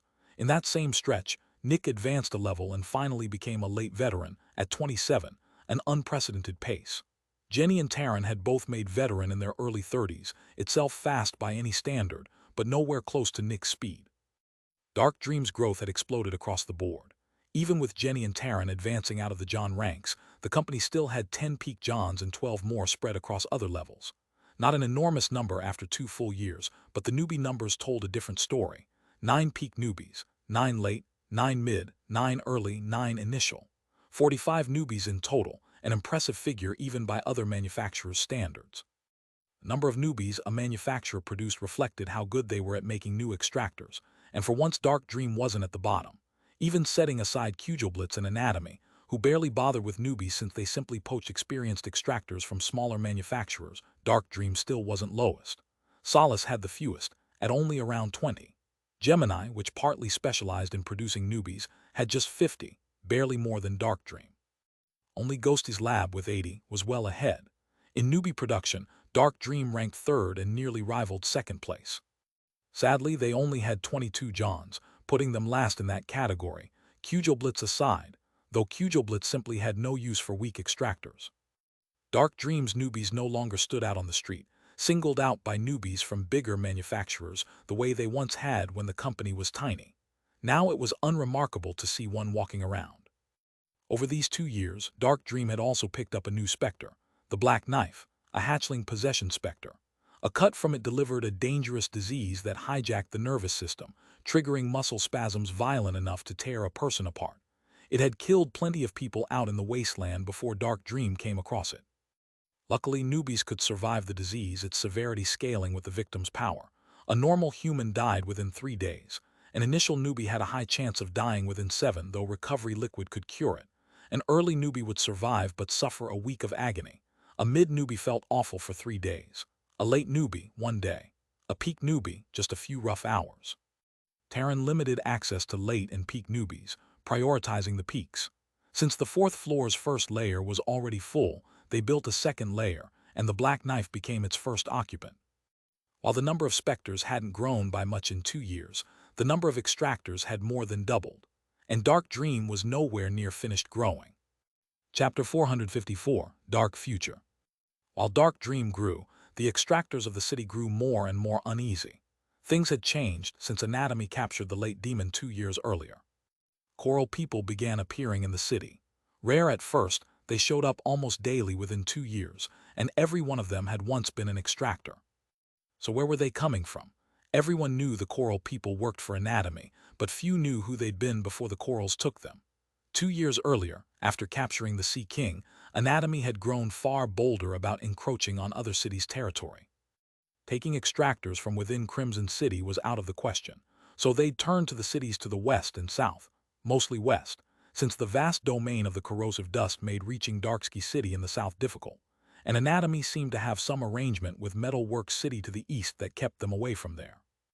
That left Stone Crystal City, about 150 kilometers west, bearing the brunt of the conflict. Tensions worsened year after year, to the point that even Cujoblitz avoided sending people west. Stone Crystal City knew exactly what was happening, and its manufacturers weren't about to roll over. They fought back, and Crimson City bore the retaliation. Several manufacturers complained to the governor about the fallout, but all he did was tell Anatomy to ease off, which only pushed them to act more covertly, without losing any intensity. Anatomy took the heaviest losses of any manufacturer, losing several experts and even 2 specialists, but they'd also gained a specialist and a handful of experts in coral form. Combined with the 3 specialists gained when they captured the Sea King, they now commanded 4 specialists, 7 experts, and roughly 20 veterans among the coral people. On paper, constant conflict was bleeding Anatomy of employees, but counting the coral people, they were actually growing. The only real downside, coral people couldn't work with Specters and produced no Zephyx of their own. Still, every coral person boosted the Sea King's passive output. Cujoblitz clearly saw what was happening but did nothing, which baffled everyone. If Anatomy kept expanding at this rate, they'd eventually overtake Cujoblitz outright. So why the inaction? Nobody knew. As the years passed, things worsened. 3 years later, nearly half of Anatomy's workforce had been converted into coral people, not by transforming their own employees exactly, but by trading captured prisoners for the conversion. Even so, in total, Anatomy was losing more employees than it gained now, a reversal from 3 years prior. Not because of Stone Crystal City this time, because of Blitz. It seemed Blitz had finally begun a secret war against Anatomy. None of the clashes had been witnessed by outsiders, but the results spoke for themselves. Blitz had lost a fair number of employees during excursions, and it focused specifically on Anatomy's living employees rather than the coral people for an obvious reason: pressure. They wanted Anatomy's people to quit. Easier said than done. The contracts binding Blitz and Anatomy employees were brutally restrictive. Quitting meant over 10 years in prison. Decades earlier, the two manufacturers had worked together to get the city's government to legalize exactly that. Except prison wasn't really what awaited anyone who quit Anatomy. They were sent there, technically, but almost all of them mysteriously vanished afterward. The leading theory was that they were secretly converted into coral people, though nothing confirmed it. None of them were ever seen in the city again. If true, they'd be hidden somewhere inside Anatomy itself, and the governor no longer inspected Anatomy's premises. As Anatomy grew more powerful, he grew more vulnerable too. For the smaller manufacturers, this conflict was, in its own way, a gift. With Blitz and Anatomy consumed by each other, Specters became easier to find. But everyone suspected it was only a temporary lull before disaster. The prevailing theory was that Anatomy wanted to replace its entire workforce with coral people, building a perfectly uniform, perfectly loyal army. Worse, every coral person was linked to every other through the Sea King. Each could see what all the others saw, which meant assassinating even one was nearly impossible. The rest would know instantly. Anatomy's remaining human employees could see the writing on the wall too. But what could they do? Quitting meant death. Staying meant death, eventually. Fleeing west or south meant getting killed by Stone Crystal City or Darksky City. Fleeing east meant Metal Works City would hand them straight back to Anatomy. North was nothing but the Great Sea, with no guarantee anyone could survive it. The only real option was slipping past one of the cities in secret, and that was an enormous risk. Things kept getting worse, yet the governor did nothing and Blitz barely engaged. The future looked dark. Chapter 455, Covered Up. Things didn't improve over the next couple of years. The Anatomy problem only worsened, and yet no one truly tried to stop them. Blitz kept up its covert battles, but the losses on both sides were smaller than one might expect, more like skirmishes than real battles, which was strange. Didn't Blitz realize that inaction would eventually get them destroyed? "It's the shareholders," Julian told Nick one day. "The 30% owned by random people don't want to risk their investment, and Wilfred is on edge too." Wilfred Langley was Blitz's CEO and owned 30% of the company. He mostly worked behind the scenes, leaving day-to-day duties to Arya and Vernon, and was himself only a weak specialist. "From what I can tell," Julian said, "Wilfred refuses to greenlight any fight that poses real risk to Blitz. He'll only let Extractors attack if there's a 90% chance of success with 0 casualties. Anything less than a guaranteed clean win, and he blocks it. And since the ordinary shareholders only care about protecting their investment, they won't back any major action either. Not all of them think alike, but it's close enough to a 50-50 split on the war, and Blitz needs 60% of the vote to approve anything, which makes an all-out move against Anatomy essentially impossible." Julian knew all this because he had plenty of friends among Blitz's shareholders. So Anatomy gets away with everything because Blitz's power is scattered across people chasing their own interests, Nick thought. If Arya or Vernon held 60%, Anatomy wouldn't be growing this fast. It reminded him of the city as a whole. The manufacturers got away with anything because the city's power was just as scattered. One human can be kind, but a group will only look out for itself. Giving corporations power in government only hurts the people. The governor's face rose in his mind. "And that's all because you let them," he thought with disgust. "You're so afraid of losing your safe, privileged seat that you let this chaos run wild. Why didn't you join Blitz the moment things started slipping? Did you think it'd get easier later, or are you already quietly on Anatomy's side?" Thinking about the governor always brought the same disgust bubbling up. His weakness is the reason this city is a nightmare for ordinary people, not physical weakness, but the mental kind, an inability to act decisively in a crisis. "Sadly, there's nothing I can do about it right now. I can only keep strengthening Dark Dream." 3 more years passed. Nick turned 33, things only got worse. Anatomy now had just 20% of its original workforce left, but had gained over 100 choral people, all veterans or stronger. In these years, they'd even managed to capture 10 specialists from other cities. It got bad enough that Stone Crystal City formally complained to Crimson City, stop the attacks, or they'd cut off trade entirely and kill any Crimson City citizen on sight, even sending their own heroes into Crimson City's territory to hunt down weaker extractors. Obviously catastrophic for Crimson City, and still the governor did nothing, just a reprimand for anatomy, not even a fine. By now Nick was fairly certain the governor was on anatomy's side. There was no other explanation for his inaction. Plenty of others reached the same conclusion, and Kugelblitz found itself in another internal fight, this time over a vote to ban the governor from working with the Crimson Fungus. Opinions split again, but in the opposite direction this time.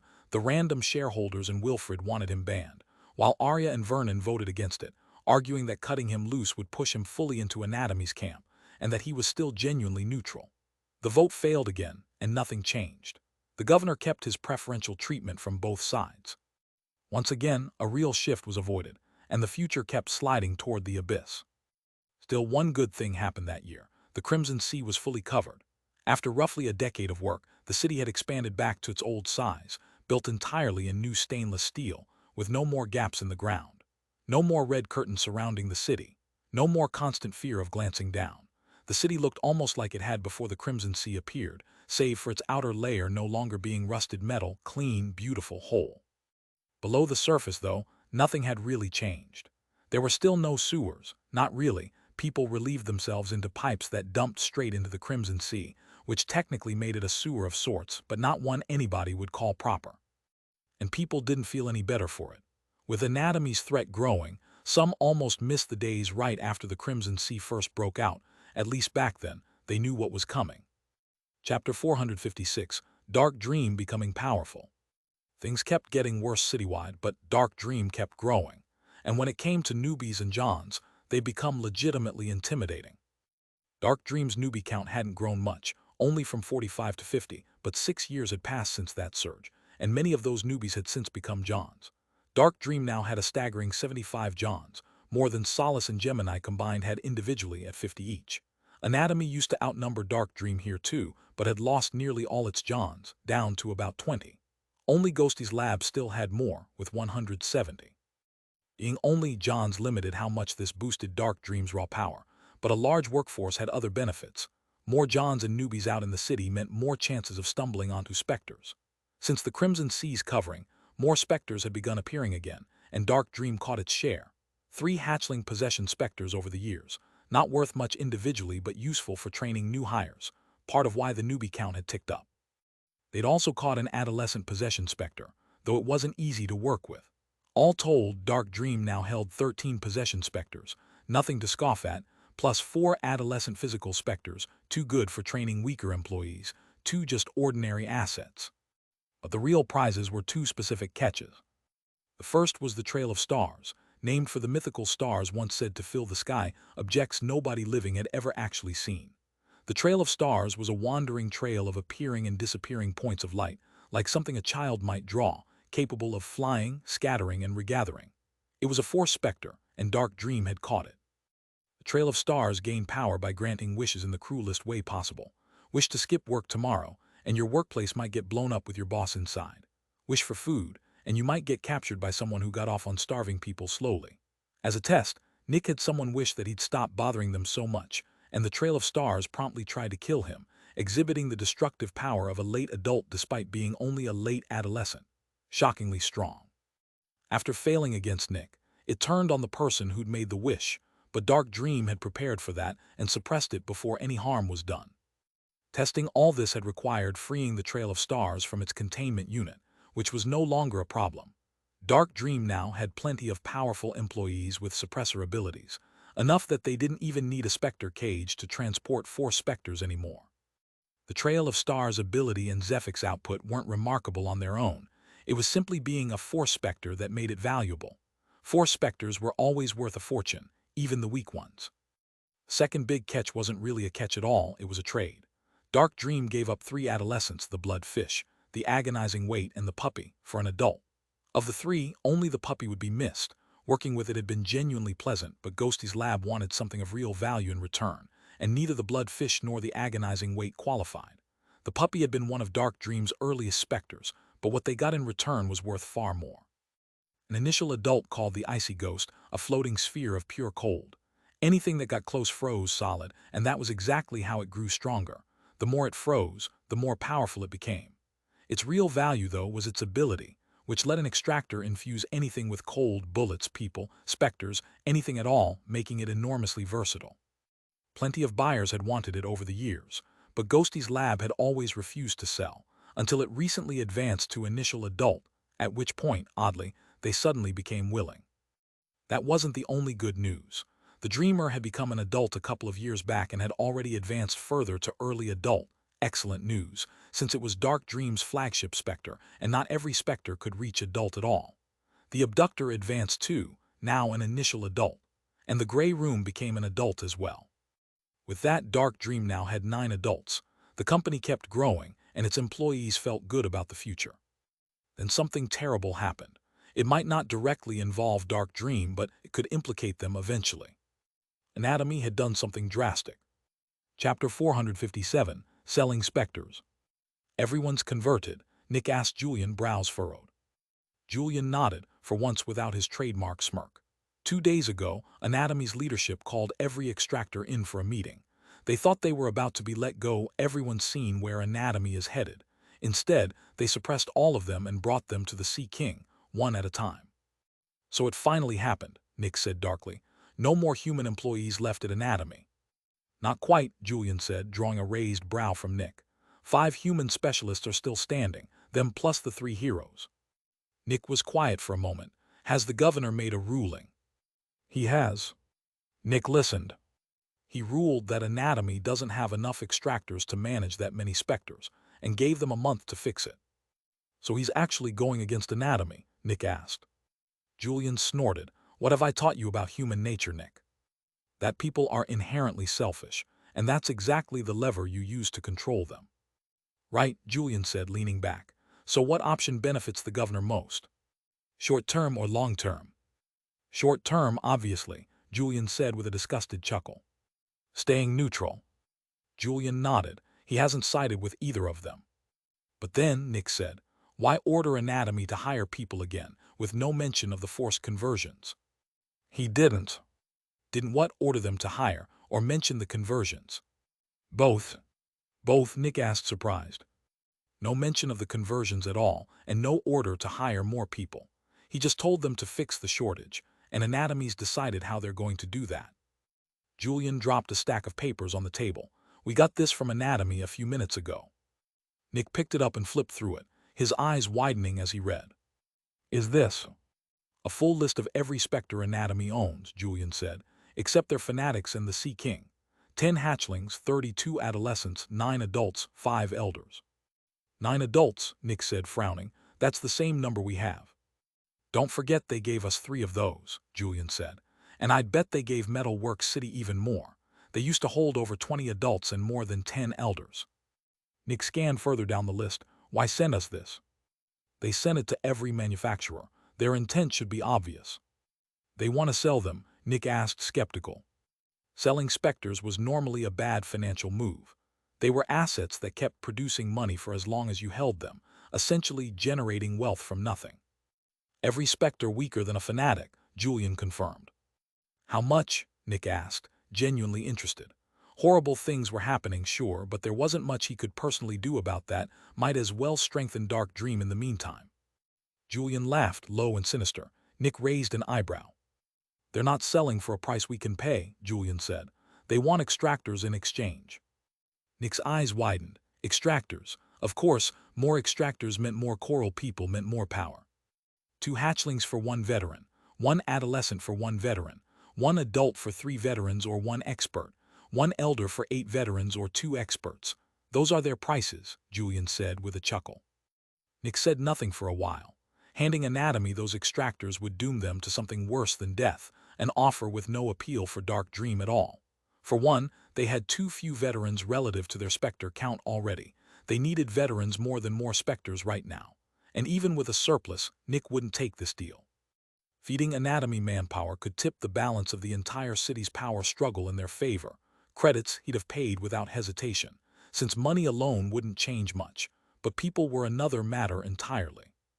And beyond the strategic reasoning, he simply refused to do that to his own employees. He was fine with killing the problematic ones. He wasn't fine with handing anyone to the Sea King. Maybe that was because he'd come so close to that fate himself once, or maybe he just drew a hard line at torture and cruelty. People could call him a killer, not a torturer. Whether that distinction meant anything was for each person to decide. Did the governor comment on any of this? Nick asked. What do you think? Of course not. Julian chuckled. Nick looked back down at the papers. He's not even pretending anymore. Might as well shout from the rooftops that he's corrupt. Is he? Julian asked, smirking. Nick shot him an annoyed look. Isn't he? I think you're misreading him, Julian said. He's not corrupt. He's just leaving the city's fate in the hands of its people. If Anatomy still holds any of these Specters a month from now, the city confiscates the rest, no payment. As long as no manufacturer throws coal on the fire for warmth, nobody's house burns down. As long as everyone puts the community ahead of their own wallet, things turn out fine. A malicious, arrogant smile crossed his face. Nick just scowled in disgust, not at Julian. Chapter 458, Who Accepts? Whenever Specters changed hands between manufacturers, it couldn't be hidden. The Specter's identity could stay secret, but the fact that one was moving couldn't, since every transfer required a Specter cage, and the guards and powerful Extractors would notice. So it would be obvious who accepted Anatomy's offer. Day 1, nobody. No Specter cages moved. Day 2, nothing. Day 3, nothing. Every manufacturer had received the offer. None had taken it. Would they really all sacrifice a slice of their profits for the good of the city? Dark Dream obviously wouldn't. Neither would the city itself. Solace, while still a separate company, was too closely tied to Dark Dream to risk it. Hera and Ramona knew Nick and Julian well, and knew Nick was the one who'd ultimately make the call as usual, since Julian left most of the companies running to him. They knew he'd refuse an offer like this outright. He might come across as cold and strict, but he treated his Extractors extremely well, never forced or threatened them into anything. Buying into this deal would shatter the image he'd built. Solace had been on the fence, but Nick's firm refusal and his conduct settled it for them. They'd refused too, all the way to the deadline. Not worth straining the relationship with Dark Dream. That left Gemini, Ghosty's Lab, and Blitz as the only realistic buyers. Right now, Anatomy had around 150 coral people, roughly matching Blitz's extractor count, but Blitz held over 50 experts, nearly 80% of every expert in the city. Anatomy had a few experts among its coral people, but nowhere near 50. On the other hand, Anatomy had around 100 veterans, double Blitz's count.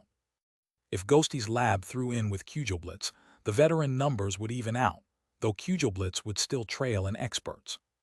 These numbers only really mattered in open battle. In the secret skirmishes so far, weaker Extractors barely factored in. On an open battlefield, though, 3 peak veterans with complementary abilities could take down a mid-expert. Clayton, Petrie, and Jason, all peak Johns, could drain a mid-veteran Zephyx in seconds if they combined their abilities right. That kind of coordination took serious joint training to pull off, though, and wasn't easy to replicate at scale. Anatomy didn't need any of that. Anatomy had the Sea King.